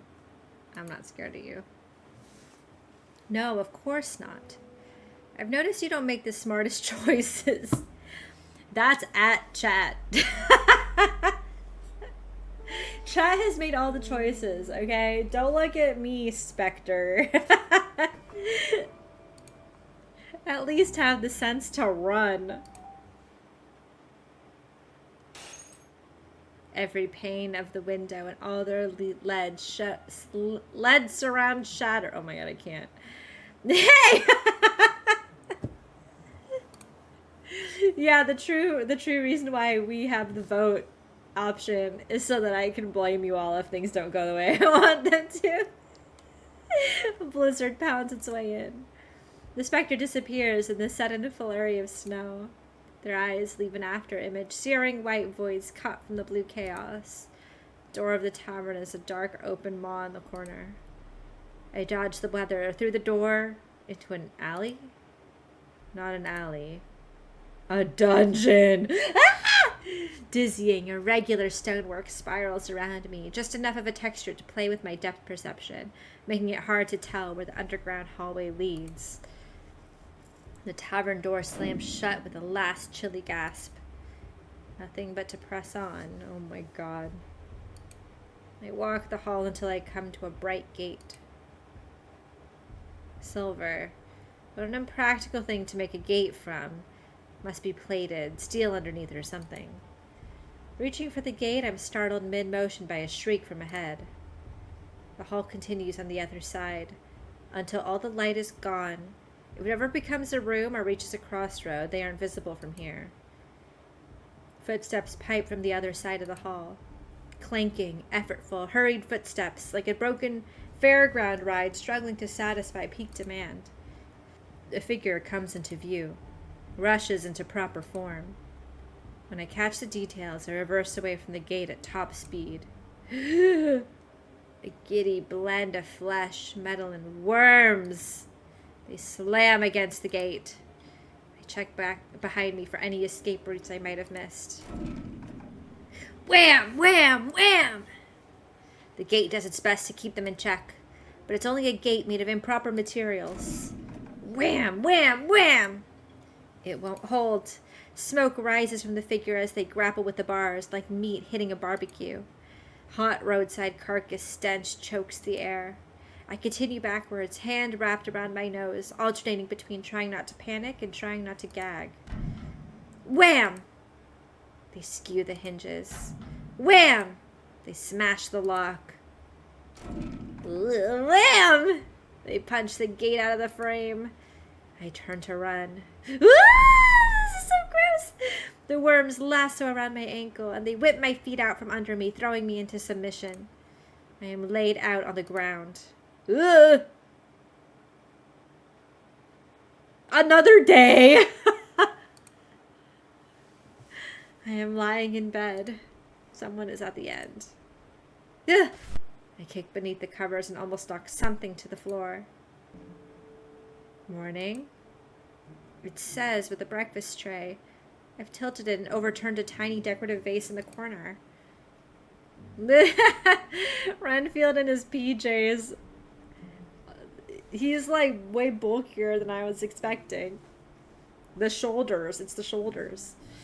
Good morning. Sitting upright, I pull the tray closer and set the vase straight, sticking a purple black flower back in. Thank you. I'm too stiff to sound sincere. Sweat runs from my face along the inside of my shirt. The spilt wine was a dream, but I'm damp all the same. Says sits in the imprint the tray that left behind. I could scarcely look at her, not after the last time I saw her. Vlad and I have found our peace, but the bride's... What they did to the girl was that much worse. Every time my gaze shifts towards her face, I picture tendons caught in her teeth and that blank, reflective cat's eye stare. She's on to me. Theodora wanted to try cooking an English breakfast, but I told her you probably didn't want anything meaty right now. The tray has a hot bowl of porridge with the elderberry compote and sliced apple, and a cup of black coffee. Didn't know whether you were a coffee guy or a tea guy, though. Either's fine.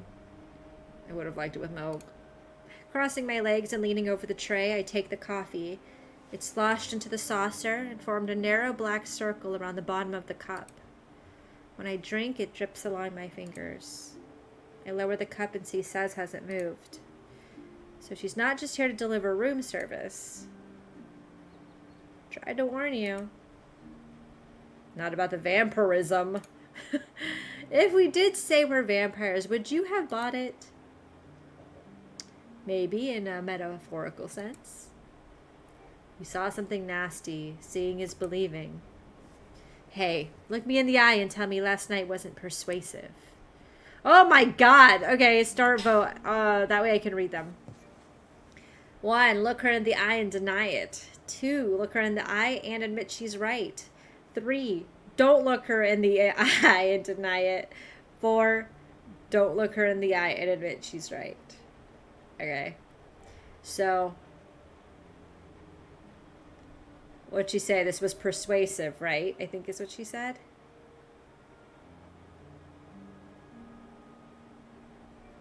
I guess. I don't really know. All I know is there's the lion on this one and the rabbit on this one. Maybe it's like...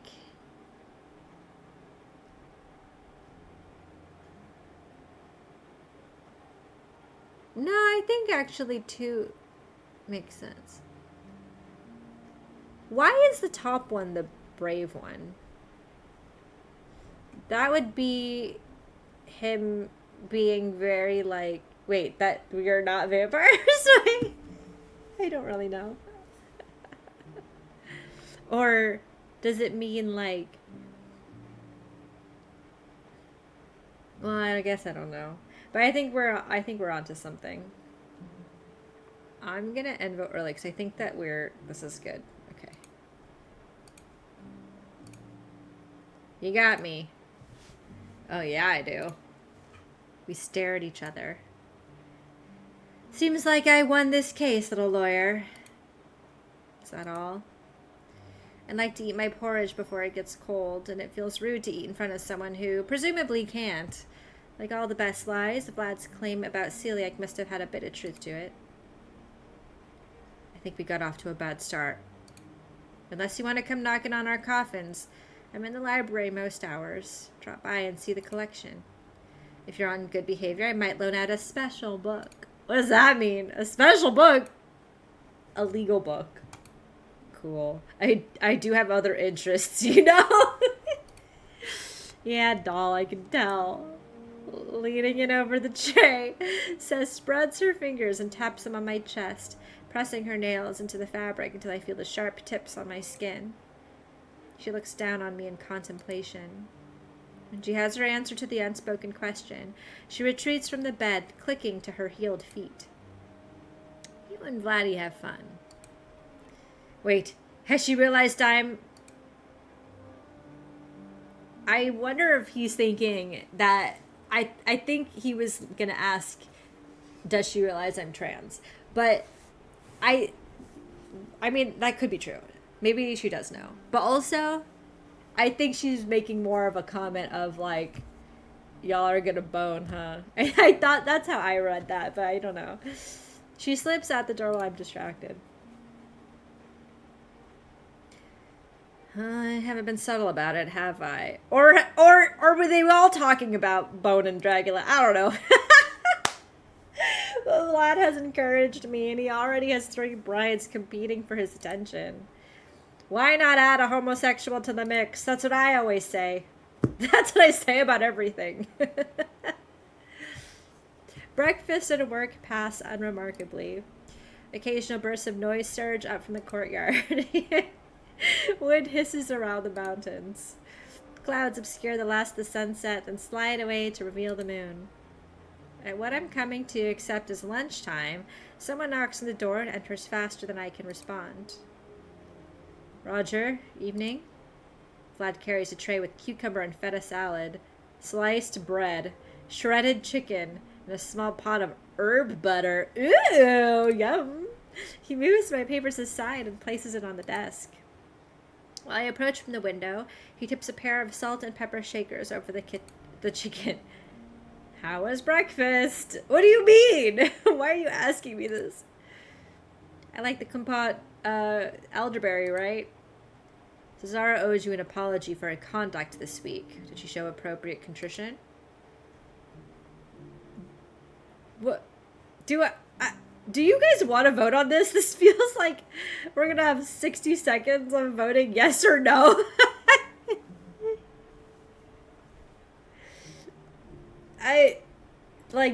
Do we like her? I feel like yes. I don't know if this is worth voting on.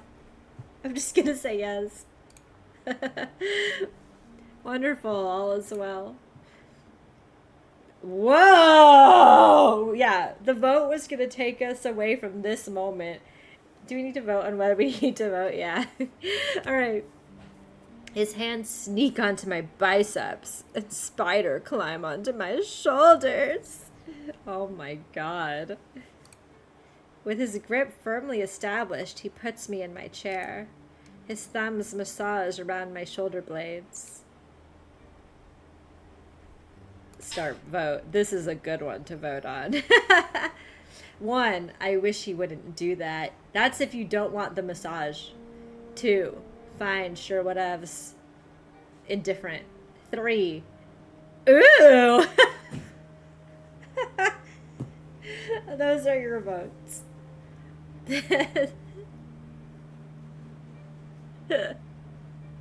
Oh my god. Wait, is my back to him?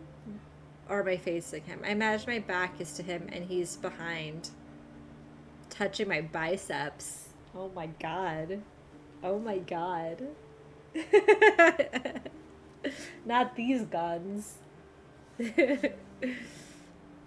Oh, I'm not in my PJs anymore. I just want them to bone already. You think they're gonna do that in the demo? Maybe. I wonder. I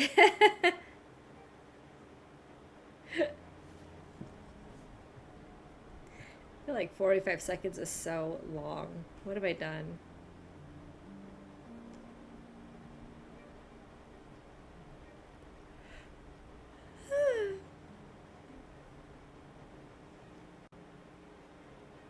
Well, we haven't played a visual novel in a while. This is exciting. Okay.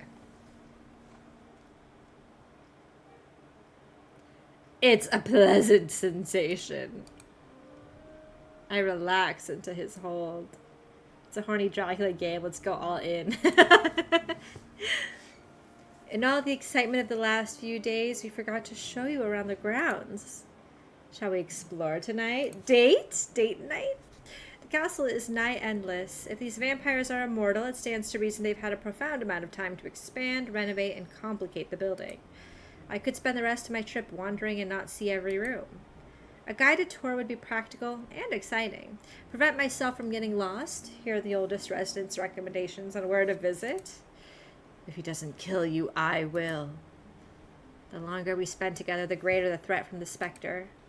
I didn't exactly ingratiate myself to Vlad, refusing to hunt yesterday. Who knows whether his protection extends to that dream realm or this particular threat. Then out, then in again! Oh my god, stop. God damn it. Is it worth the risk? Staking my life on him? Do I need to even do this? I know what we're all gonna say. We just said we're going all in, etc. Yeah, let's go explore.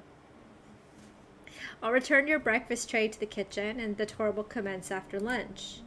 Looking forward to it. Date night, date night.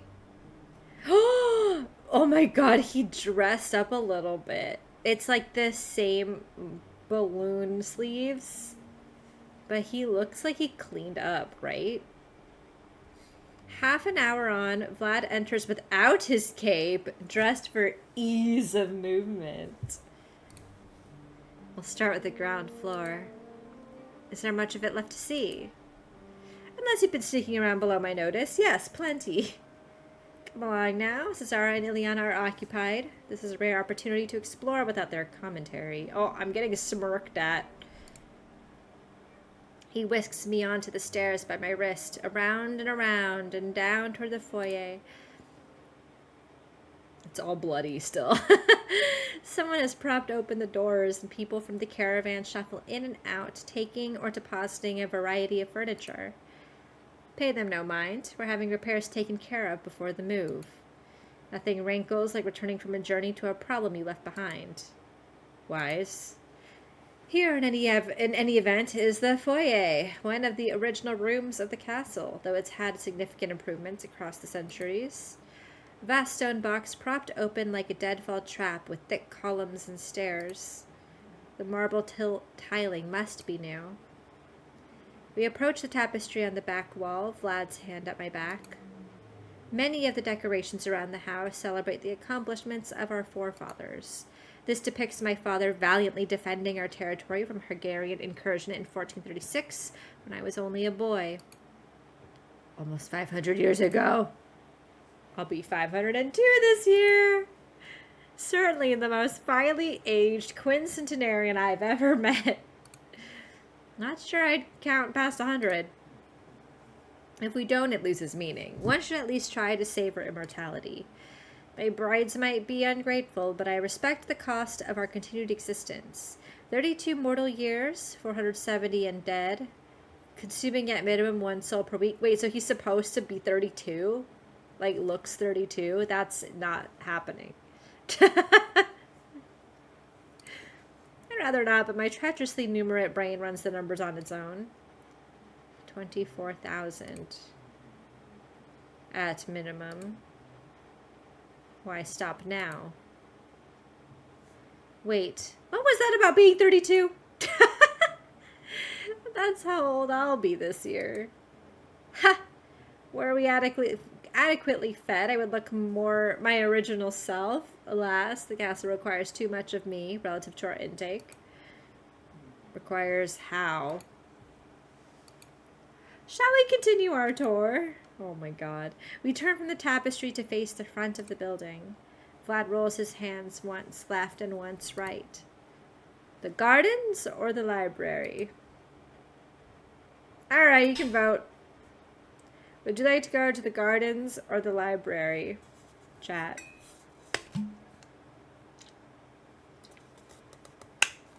I need more water soon, but I'll wait. I'll wait for now. Oh. The gardens or the library?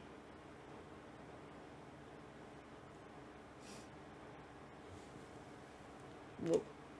Whoop. My phone's about to fall. Oh my god. Ooh. Okay.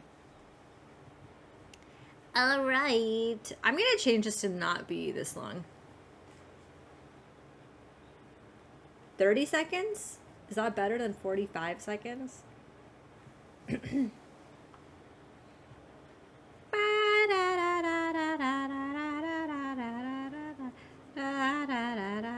Oh, I thought it stopped moving. Oh my goodness.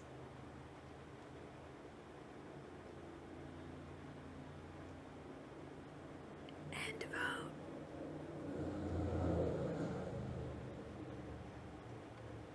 Okay, great. We're gonna go to the gardens. But also, let me just change this really quick, because this is long.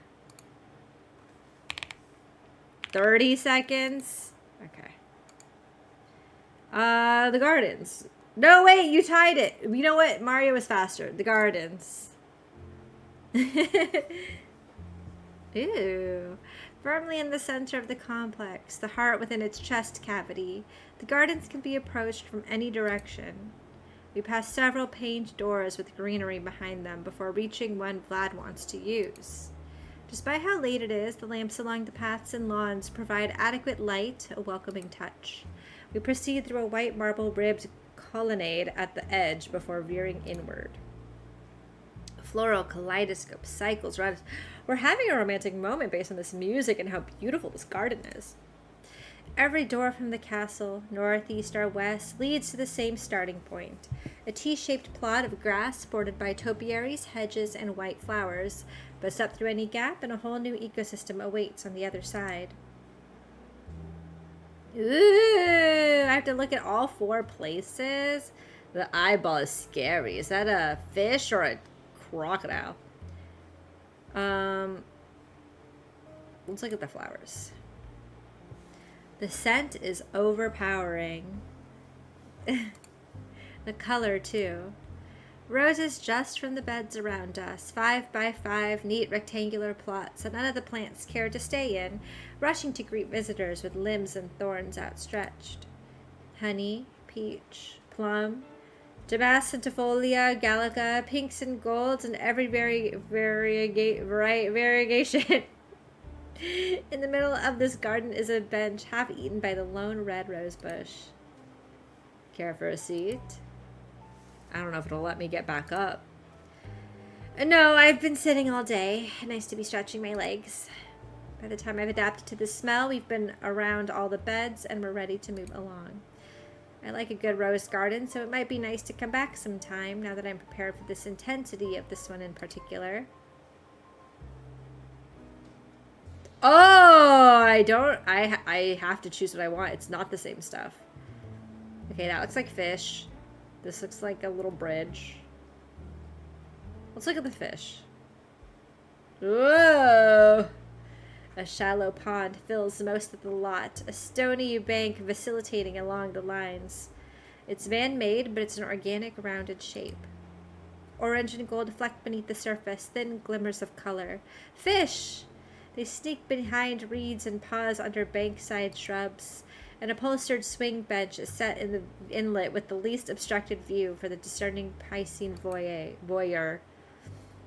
I didn't take you for someone who'd keep pets. They're low maintenance. But they're yours. The fish are mine, yes. His mouth scrunches in what seems like embarrassment. Ah! Dracula and his pet fish. Something to attend to on dull nights.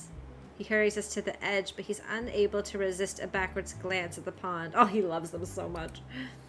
Always good to have a hobby. Okay. What the heck is that?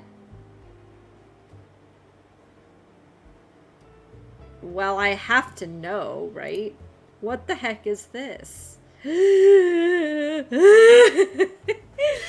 boundary to this garden is thicker than the others, pushing forward and forward and forward through a deep wall of yew, stretching taller, pinching tighter, until the garden beyond is dim. Is that a Sharingan or what? Shadows obscure the edges, and the only lit section is the path through the middle. High on either side are trees that by all rights should have been visible from the lawn at the front. I give up on understanding how it fits together. The gardens are the gardens. There are worse mysteries to ponder in this castle. We followed the path to the approximate middle of the lot. Each of the trees are different, labeled at the base with brass tags that catch the lamplight, though I don't come close enough to read any of them. Ahead is the most unique area in the complex, though I won't pressure you to continue if your interest is dwindling. No, we gotta go.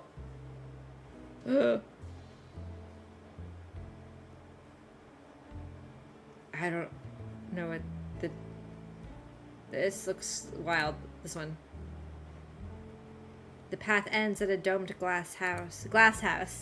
It reminds me of an igloo, the glass near opaque, a round white building separated by the lead joinery into rectangular panes, curving flat at the top. Whoa! Vlad takes us through one door, then a second, an antechamber separating the inside from the outside. There doesn't appear to be anything special about the plants here. Stocky things, typical continental flowers, though there are a few that haven't appeared anywhere else, snapdragons and such.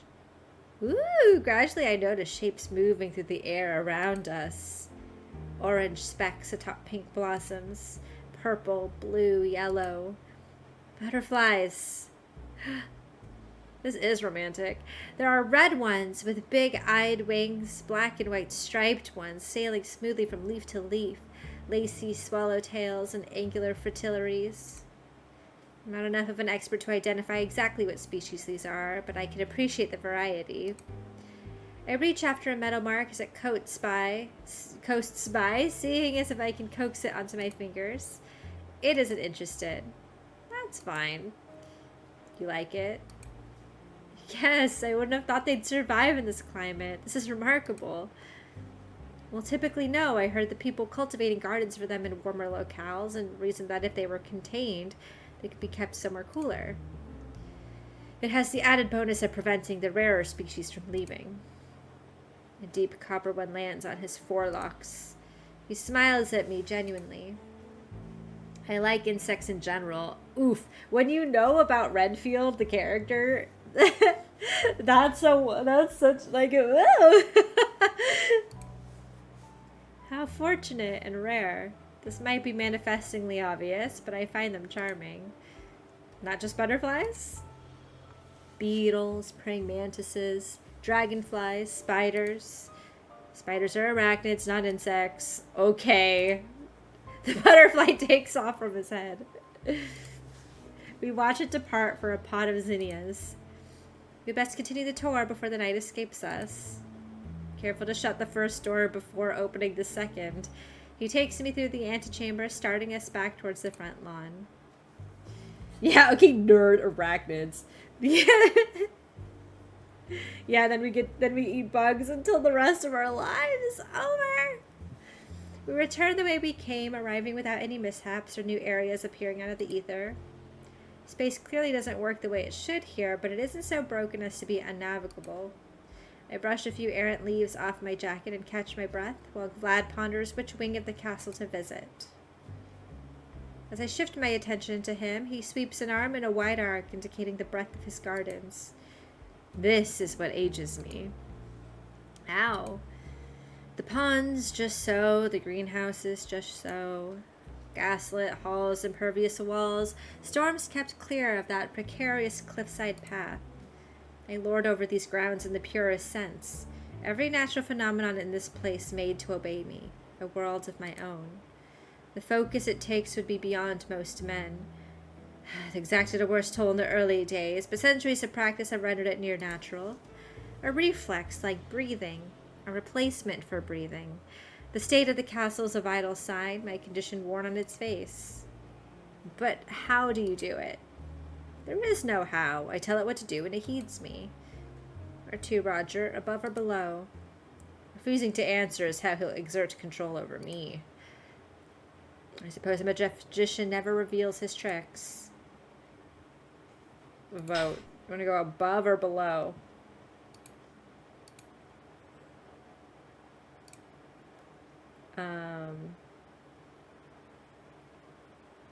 While you vote, I'm just reading about this game a little bit more.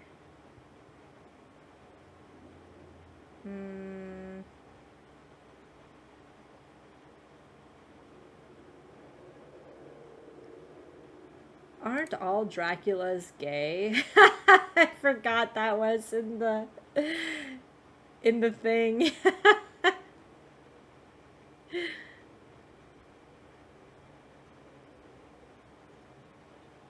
That's so funny.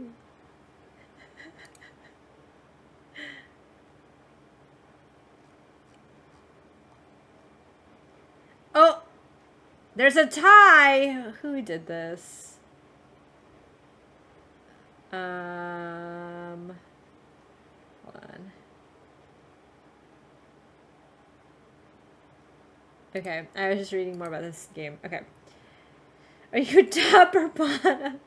Wait, there's more for one. Okay, so we're gonna go one, right? Yeah, alright. Maybe we'll go to a bedroom. Excellent choice. Let's find somewhere to enjoy the view. The West Wing it is.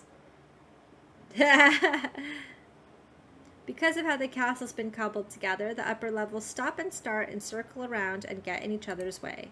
Aside from the main garden, there are lots of tiny inlets, balconies that were meant to be passageways, and even a locked door that Vlad opens to show off a sheer drop into the ravine. It's like a Winchester Mystery House.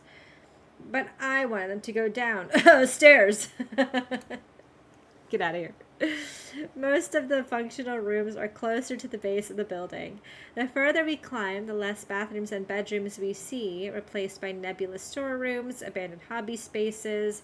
Hobby spaces? Like what? Empty decorative dust-ridden boxes. What are your hobby spaces in this house?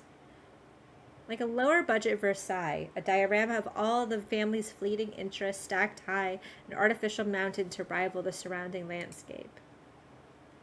On our travels, we enter a pair of figures in deep communion. Someone is talking to a life-size portrait. They would be the same height if the portrait weren't mounted a foot off the ground, leaving the speaker bent against its chest. When we arrive at the sea, and Theodora turns to face us, revealing the woman in the painting. Whoa. The woman's searching gaze meets mine. I lock in place, ecstatic as she is. Caught in a neutral pose, one pale hand clutching a small white wildflower. Layers of green robes and burdensome gold headwear weigh her slight body in place. Crisp green eyes, straight dark hair, and a heart-shaped face. Is it just her or her mom or something? Darling, Roger. It's been a while since I found you here. Yes, I felt so guilty when I realized I hadn't been visiting. Who is it a portrait of? Vlad's face twists, something in him reluctant to answer, but he manages to overcome it and say, Luminita, my first and only human bride. Oh! He has a type. Oh my god. I don't like noticing my own features in women, but the resemblance is undeniable. A lot of the fine details don't match, but more than anything, that makes me feel like a failed cast from a broken mold or a bootleg of a foreign toy. Was he conscious of it before he started flirting, or is he just realizing now? Theodora obviously noticed. She clasped her hands tighter, fingers interweaving, and rested them on the slope of her bust. Dead before any of us were born. He followed her to the grave. Shh. He hushes her aggressively, embarrassment supplanted by anger. This is one topic Theodora won't be quiet about. She takes a step back, never losing her smile, and fires a well-aimed warning shot from a safe distance. Looks like we'll be letting a boy fill her shoes this time. How novel. Oh my god, he's pissed. Vlad looks between us, teeth gritted, trapped. Oh no. Roger is simply my lawyer, our lawyer. I heard how you talked after tea, saw the fuss last night, even now, wandering around together. There's no shame in it, can't we be honest? Cesara wasn't a good replacement. It's all right to take another. We all know we're not enough. If you were satisfied, I doubt we'd be moving to England. He wants to interject, but denying what she's saying could disappoint me. My approval matters to him over and over, and he seeks me out over and over about what an acquaintance deserves. Every moment of silence proves Theodora right. Vlad sees something other than just potential in me. Alright. This one's an interesting vote, actually. 1, it's a flattering comparison. 2, it's not how I want him to see me. These are both really interesting. I don't even know what I would choose. So, I don't know.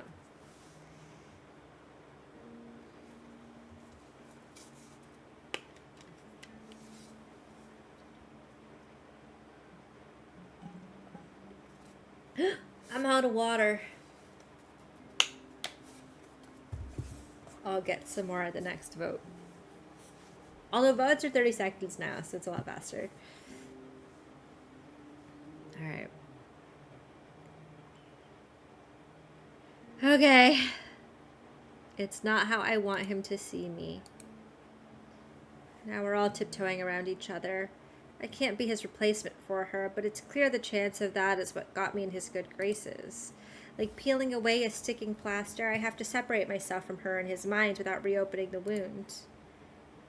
Let's not insult the poor woman. I doubt she'd want to be compared to a man. There was no body left to bury. It's only natural for him to chase her phantom wherever there's a glimpse of it. Oh my god, how did she die? Yes, this portrait is all I have, and I'd prefer something to hold. Having said his piece, Vlad takes a long look at the painting, conferring with his memories of Luminita. Eventually his expression settles and he nudges my back to spur me on. Roof access is nearby. The roof? Goodbye, boys. Theodora lets us exit, staying in position by the portrait as we fade away from her along the hall. There's unfinished business between Dracula's brides, never to be settled. Luminita hidden from the others in an early grave, Theodora stuck begging atop the casket for answers, despite the futility of it all. Just because something is futile doesn't mean it's easy to stop. We step on the rooftop, a flat section connected to the parapets. Get wrecked, brides! The temperature drops as we step outside. Our breath is visible on the air until a breeze from the past dissipates it. Ahead of us, the tiers of the rooftop spill away like terraced waterfalls run dry. Sprigs of green poke into view from the various gardens below and the black tops of smaller interior structures, sheds, and hothouses. Vlad peers through a gap in the mountains, stargazing. We can see to the west and north, but towers block the south, and the east is obscured by the Carpathians. There's nothing special about our view of the cosmos. Yet it hardly matters. The stars remain beautiful as they sprawl in their millions. In the city, I hear the streetlights and factories obscure the skies. Industry outshines the night. That this would be an exceptional sight, is that true? In central London, yes. Carfax is on the outskirts of town. It's clearer there. As clear as this. The land is flat, so there'll be less obstructions, at least. Leaning his elbows on a merlon along that outer wall, he leaves a space to his left. Pour moi. It's a thick barrier that comes up around our waists. The drop to the ravine is just beyond it, but we don't have to worry about falling. I fold my arms and settle by him. We need to go somewhere with people. Our current situation is untenable, but life in society is not without compromises. The four of us are unable to walk in the sunlight. The moon and the stars are the brightest part of nature we're permitted to see. Modernity nourishes and diminishes all at once. Of course, I noticed the family's nocturnal lifestyle, but I hadn't realized it was a biological imperative for them. The blood, the sun, it seems there are a lot of drawbacks to vampirism. Do you miss being awake in the day? I miss... He watches shades of blue vacillate around the sky. Oh! Our atmosphere and the motion of the planets intermixing like hues on a painter's palette, pale splotches and dark patches working together in new tones. The stars shimmer pure white. I cannot say. The pain of burning in the sun has seared away any happy memories of it. Whoa. In front of a warm fireplace, or when a lamp blinds me as it flickers on, there is some nostalgia. Remember a sensation like these, but sweeter? Another lifetime, a family bound by different blood and a certain light. Shielding his face with a splayed hand, he mimes something above us that's too brilliant to look at. In reality, it's only the silvery gleam of Orion's belt. That memory has its own sting. There is no sense remembering. He clenches his fist and brings it to his side. Lurching back from the merlon, he stands upright in the middle of the walkway. We finish our loop up here and then pay the lower levels a visit. Oh, we'll still go down there, y'all. No room for disagreement. No pause for comment at all. He continues to the next tower, eyes fixed forward, neither bowing nor raising his head. I follow along behind him. Someone with an interest in architecture would probably find the roof of Castle Dracula fascinating. Clearly, it's a combination of lots of styles, all visible at once, intersecting in novel ways. To me, it's just tiles set at different angles. I could enjoy a few minutes of it, but half an hour was a stretch, and like a hiking trail, until you've done the full loop, there's no exit. It's good to be inside again, where I don't have to think a dozen ways to compliment a gutter. Vlad leads on through the increasingly familiar ground floor into a utilitarian area where the walls hum with infrastructure. Gas lines, water pipes, and wiring course around us. Ooh, the kitchen. Wait, why am I at the kitchen? These folks don't be eating food. Nigh on industrial with bench space and ovens like you'd see in a restaurant. Why would they ever need this? The family don't, to my knowledge, cook what they eat. This isn't our destination. Vlad steps to a set of stairs in the corner that must lead to storage. Care for a drink? Depends what it is. There's a few options, don't worry. Oh my god. The stairs are sturdy. This reminds me though of the letter, like that one area that's all like these barrels of wine. The stairs are sturdy, though the wood is old. They lead to a cool passage cut from the Carpathian bedrock. Not too dry, not too damp. A massive wine cellar sprawls out either side of the stairs. In this main passage are racked barrels, and in a few adjoining chambers I can see individual bottles from floor to ceiling. To the right, the passage ends in a plain wall. To the left, it continues on and on until it reaches some glinting thing in the hazy dark. No bug juice! These, I swear to you, are wine. He kicks the lid of the nearest barrel. In my human days, I administered a winery, and it amused me to keep aging the stock. Every century we open one to see whether it's gone bad. Unfortunately, you just missed my 5th centenary, and whether you're there for my 6th... Oh my. Start vote. I'd like to be. Unlikely. Medicine improves every year. That's such a, like... That's the answer of somebody who is just clueless. 4. Was the wine still good? That seems like it's just a, like, inquisitive, right?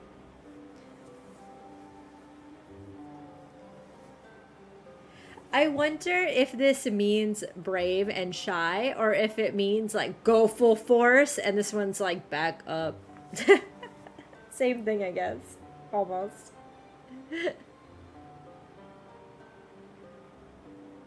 Oh man, I was gonna drink some water and I forgot I don't have any.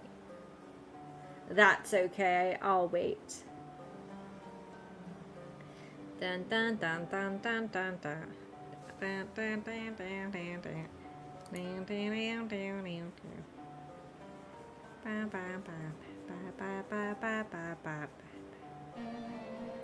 like to be. Okay.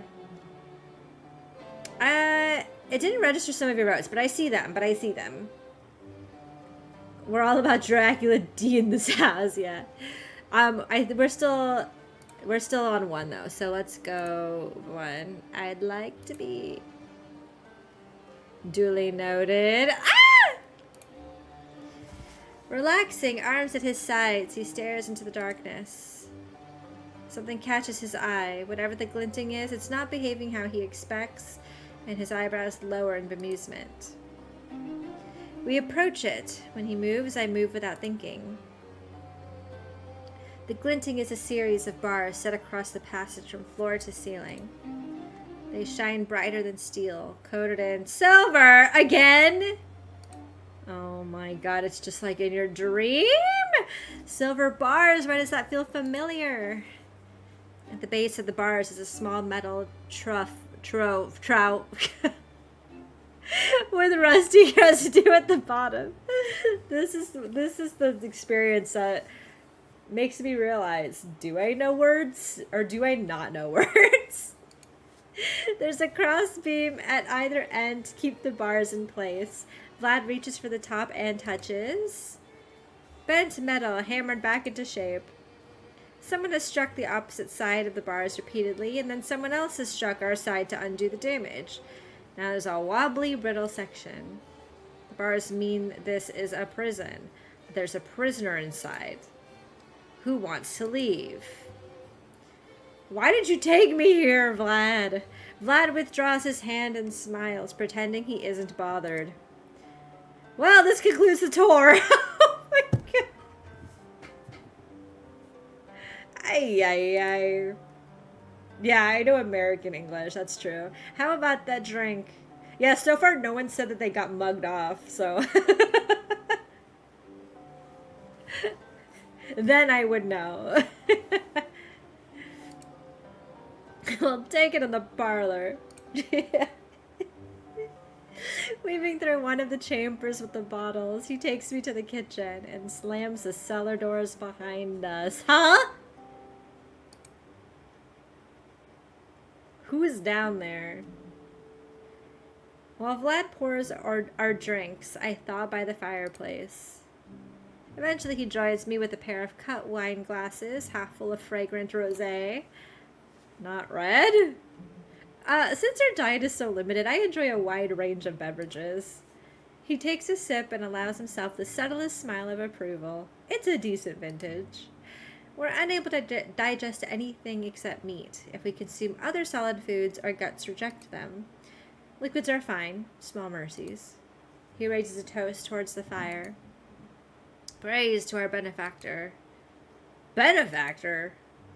We swore our souls to a demon of unmatched power. The Spectre! He loans us a portion of it at the cost of our humanity. Hence, the trouble with the sun. And the need for blood. Rotating his glass, each cut catches a different shade of the flames, amber or crimson, ever shifting. Ugh. Your bloodthirst would be unquenchable. Your need to shine indomitably bright will make the sun's strength anathema to you. Your force of personality will overwhelm your thralls. What say you? Lord Dardarot. Dardarot? That seems kind of... Dardarot sounds fancier. The demon of dominance. From a hell where all earth is scorched and every bridge is burned. Would you accept this offer? Yeah, chat, would you accept that offer? Would you sell your soul? And just drink blood all the time and that's it? Yes, no, it depends. I don't think so. I can't believe you did this. Okay, we've got 2 lion answers, 2 rabbit answers, and 1 mid answer.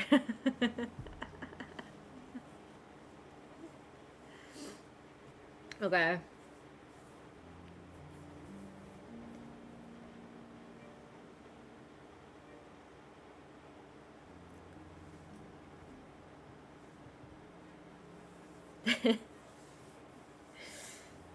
Oh my goodness.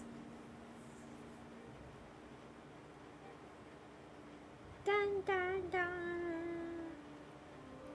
I think we're on 3 is our most. For the record, this has only happened like twice. That it's not all registering. Usually it's been working.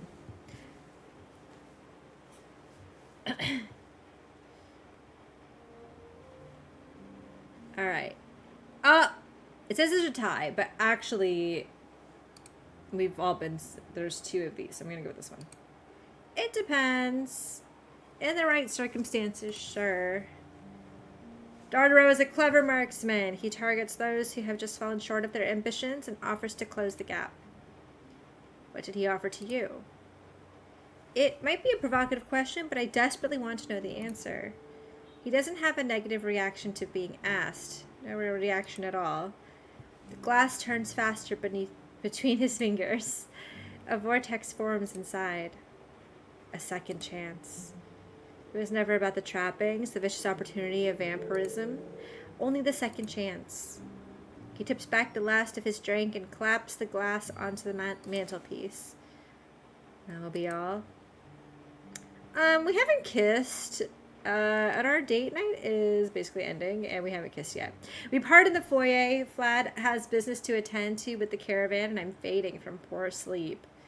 He leaves me to find the way. No smooching. The tour was a success. I know exactly which staircases I have to take to reach the tower.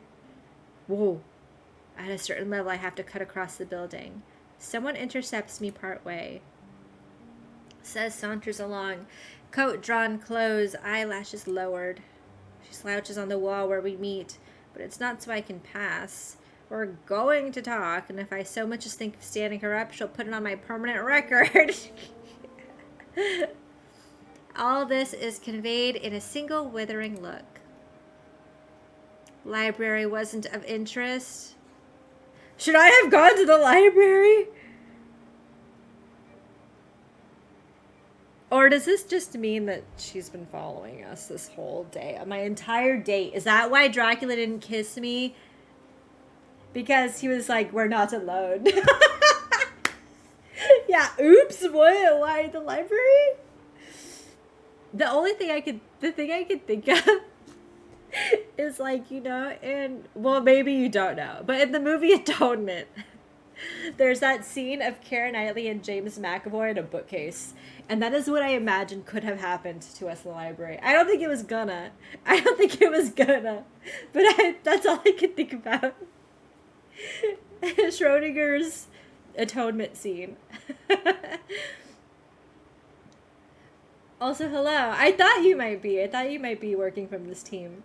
The art is amazing, though, I will say. I've been admiring it this whole time. Hello and welcome. I'm glad you're here to watch me go through it. Library wasn't of interest? Didn't think you'd appreciate me bringing him. No, fair call. Headed to bed? Might read a book for a bit. See, I read. I didn't go to the library, but I read. What's on the docket? Dracula, my favorite novel. Very good, Jeeves. It's a comedy series about a butler.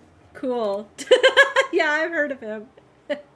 Ever read anything tasteful? Dang! Jeeves and Worcester are as classy as they come, okay? I'm so pissed. Forget the law book. What I need to get you is literature. I am getting roasted. Hard roasted. This is like what my chat tells me every time I'm like, let me tell you about Love Island. That's basically this interaction. Tomorrow, though. Tonight, stick with the butler. Why? What's happening? Don't know, just a hunch. Rocking forward, she kicks the back of my legs gently, hassling me on. Night-night, little lawyer. Okay. I stumble on by. She gestures goodbye with 2 fingers. I reach the tower without further incident. The bed is well covered, thick with blankets and pillows, and a warm underlayer to help lock in heat. But the longer I lie in it, the colder it gets. For a while I read my Jeeves until the feeling goes from my fingers and I have to set it aside and withdraw below the duvet.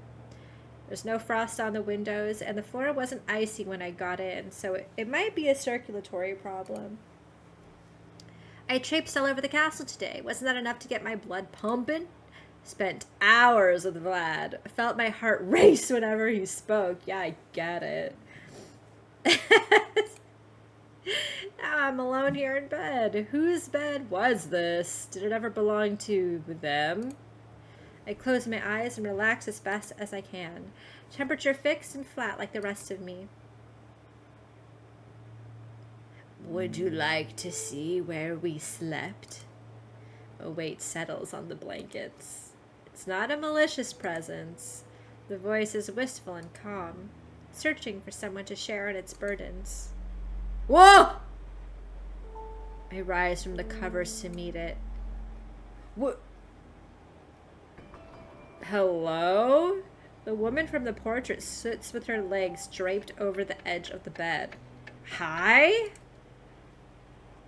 It's that one eyeball! Are you the specter? In the painter's eyes, she was aloof and regal, a golden pillar for the house to lean on. This version is drawn from another perspective. Her own, less stately, more lively. Trembling with energy, desperate to move, lightning bottled in human form. Even though she doesn't have a physical body. Even though she's already dead. We don't look that alike. Artists tend to reshape their subjects to fit common molds. We have enough shared features to be put in the same category, smeared together in memory and ink. I feel insulted on both our behalf. Luminita? She beams at me. You're the one he's chosen to be my substitute. In a castle full of vampires, why wouldn't there be ghosts, I guess? She reaches out and I wrap my arm around her, thumb in the crook of her elbow and vice versa. We stand from the bed and wander to the middle of the room.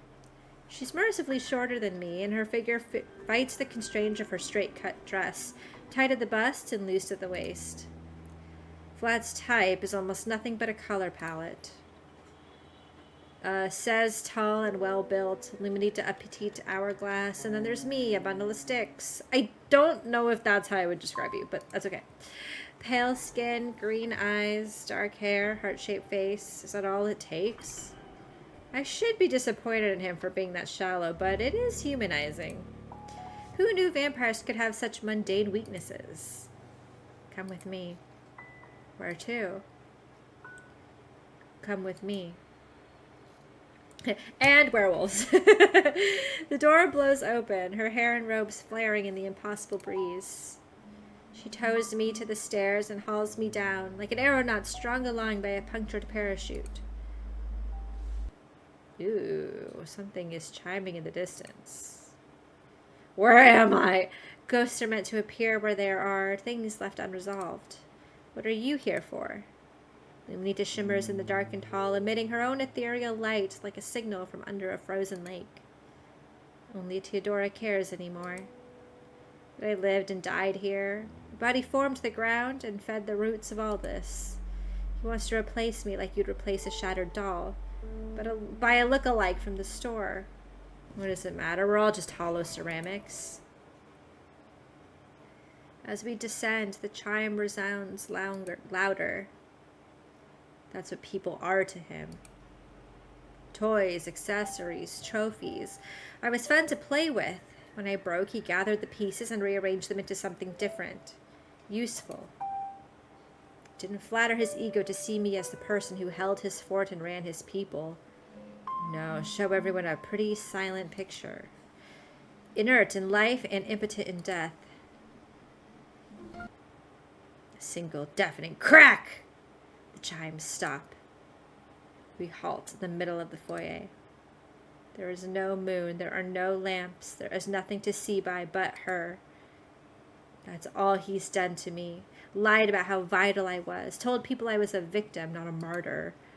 Her aura rises around her. Ugh! The room fills with spectral blue light. Ah! A terrible shadow forms inside the halo. It's not Luminita's. A man's tall and lean, a black cutout from the aura. What'll he do to you? Pardon? What do you think he does to people who aren't his precious first wife? Oh my god! What am I looking at? Okay, a rib cage. The chain. Oh, but it also kind of looks like a horse can. Okay, the shadow leaps to 3 dimensions. He plunges through her image. Luminita splashes apart, disperses. Color fills the silhouette. Pallid skin, faded and shredded clothes, seaweed strands of dark hair. Oh my god, you got ads. Of course, typical. Classic Twitch. Silver armor bolted across his body. The bottom of his arc through the air. I throw myself aside. He hits the ground with his clawed gauntlets outstretched and scores through the marble. The whine as they scrape together stuns me for a moment. I grimace and pause on one knee while my ears finish ringing. Lurching to his feet, the armored man slouches backward at an angle that can't be comfortable for his spine. A grated helmet prevents me from seeing his face. The timing. Are the pair of them in cahoots? He brandishes a gauntlet at me. The claws don't fully lock into place. A limp-wristed gesture at a threat. I don't actually see any fingers inside. There's a leather lining, but it moves like it's stuffed with...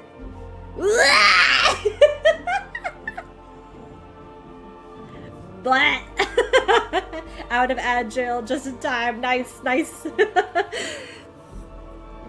Okay, worms. Oh shit, I went backwards. Worms. Flesh, metal, and worms. Tendrils extend from the grill of the helmet to Wowgo. Hello. I feel like a Cthulhu is coming for me. He and I snap into action at the same instant. Fainting left, he careens past my right. I sprinted to the nearest corridor away from him, towards the east wing of the castle. The armored man clanks along at a decent pace. Not a run, but just short of it, like he's trying to ignore a muscle cramp. I wouldn't be able to keep ahead if he was healthy. It's just as well he has a handicap. First I try to lose him in the cul-de-sacs in closets around the castle. Whoever he is, he knows how to navigate, and he finds an out for every dead end. Armored worms.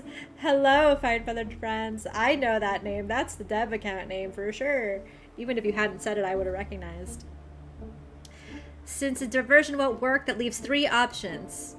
Hide, fight, call for Vlad. Whoa! The armored man seems to want me dead. On Luminita's behalf, who's in charge here? He's stronger than me. I don't want to take a hit from his worm claws. That means it's best not to let him trap me in close quarters. I need Vlad. Yeah, you do. Vlad! Vlad! Oh my god! The context has changed with this little image. Oh my god. Wishlist the game. There's a Kickstarter campaign. Wow, I was so deep in it, I forgot it was a demo. I've just been like spending some hours reading this story that I was like, whoa, woke up from the dream. Wait, but okay, here's, well, no, wait. I was gonna say, am I a vampire yet? Has this already happened? But I don't know that because we had a dream where this happened. But the dream could have also been real. But we're eating food and stuff. But it could be slow burn. I'm turning into a vampire. But would he have turned me into a vampire before asking, like before realizing that I'm like down? Yeah, actually, he probably might. He probably might. Also, worms. It's the cover art. We got there. A hefty demo. Yeah, I didn't realize. I knew that there was a...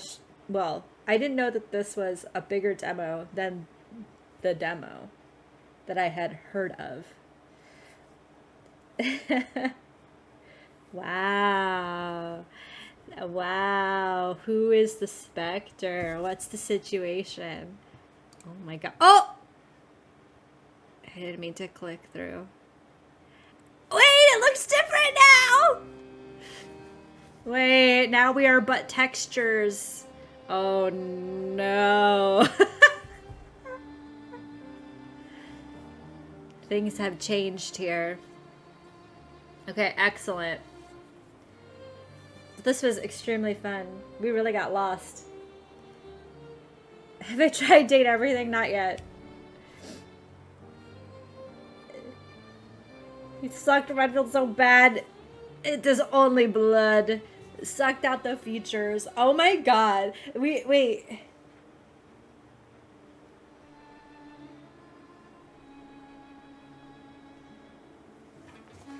My only regret is that I am unkissed. I'm unsmooched. But they can't be giving me that in the demo. I get it. If I want it, I gotta commit. Wait, I don't even have water in here. What am I doing? The thirst is real, is what I'm saying. Smooches interruptus. But he touched my pocket. My pocket was touched. Damn. I got a massage. Dracula. the pocket touch. Flame, redeeming hydrate. I don't have any water. I must remain thirsty.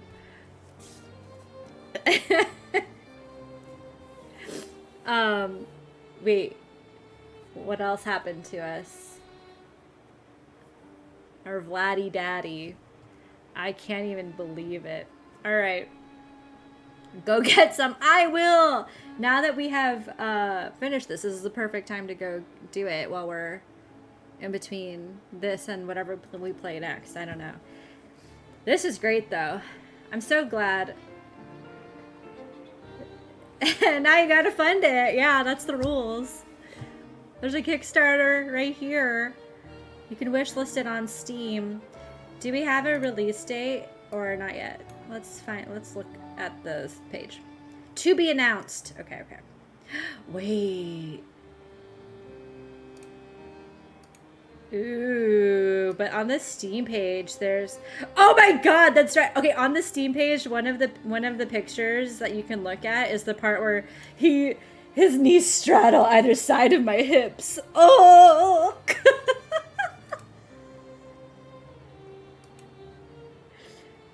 There's also a picture of the ghost. No spoilers. Well, actually, totally. But I won't show you in chat in case you want to look yourself or you don't want to know. What I'm interested in... Oh, wait. It looks like there's going to be items and stuff, too. Ooh, interesting. Interesting. Thank you for letting me play your demo. I also really respond to...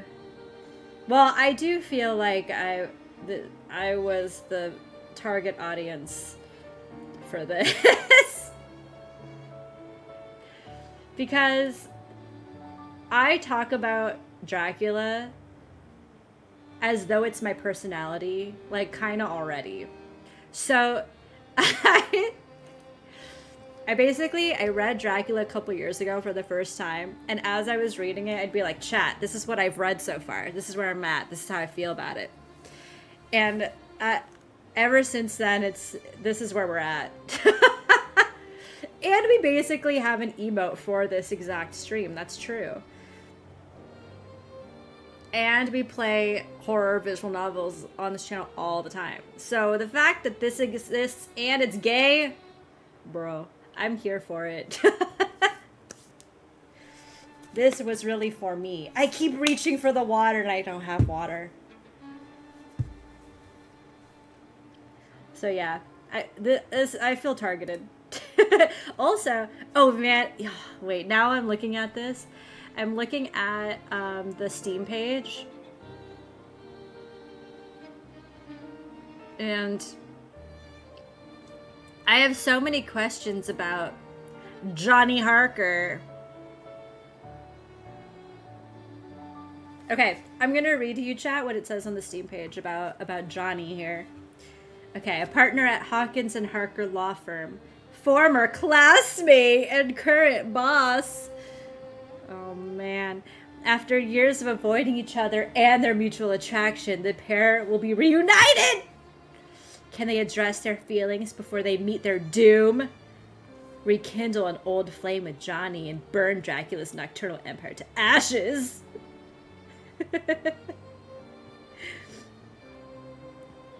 And it seems like negotiate Renfield's dynamic with unchosen love interests, Dracula's brides, and the family butcher. What? Friends in one playthrough may be foes in another. So basically, you may have watched me play this, but if you play this differently, these relationships might be drastically different. Who's to say? So... Oh wait, we have the vampire emote and we were able to use our wolf emote because there was a wolf in this demo. There were also abs. I saw abs. They weren't wolf abs, but they were still abs. They were Dracula as a demon abs. I opened my eyes and there were only muscles. That was crazy. I wasn't ready for that. Talismaniac, thank you. You know, I'm glad there are some words that I forgot how. I guess I've just never said them out loud, so I've never had to pronounce them before. But I'm glad I read well. I know I ignored him. I needed to see the abs.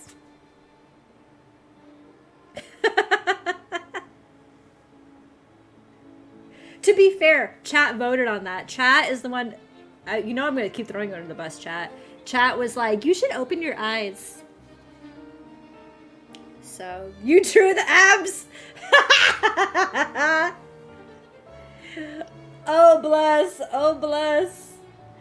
We really are touched. So we did this for you, basically. We gave you the opportunity for your art to be seen.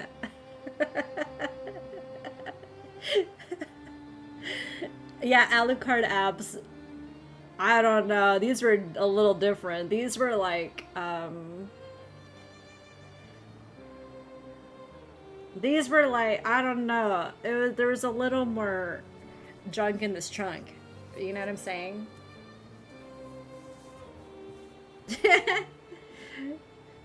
Yeah, there was the lion picture next to the open your eyes. We're brave. What are you gonna do? Thanks, Mario. Look, this is why we play our demos. We have to see what's out there. Gotta get ready. Okay. I actually don't... I hadn't put this on my wish list yet, actually, so let me do that right now.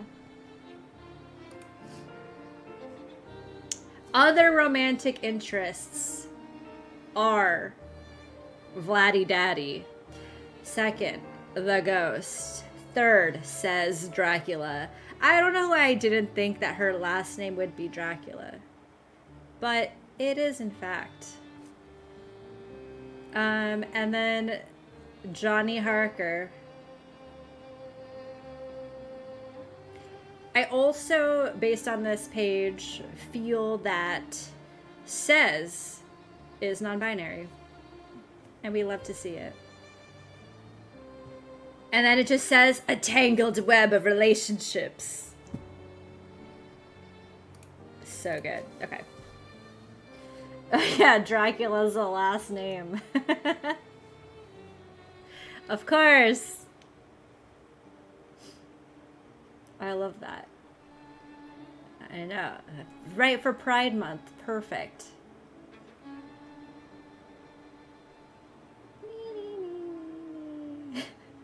It's Dracula! Let me look up just Dracula. Hold on. Wait. Hold on. Let's look up some Dracula.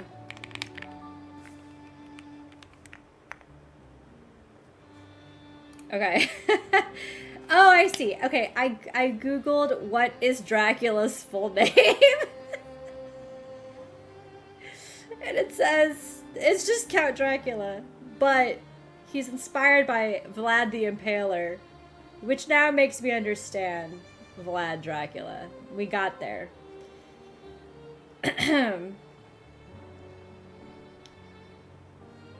I assume, but there's a whole Reddit thread about this, so I'm not gonna read that right now. So whatever. But yeah. Okay, cool. Well, now, you know, we've learned a lot. We saw some things. I ran out of water because I was sweating. Both from abs and from scares. So we got everything we came for.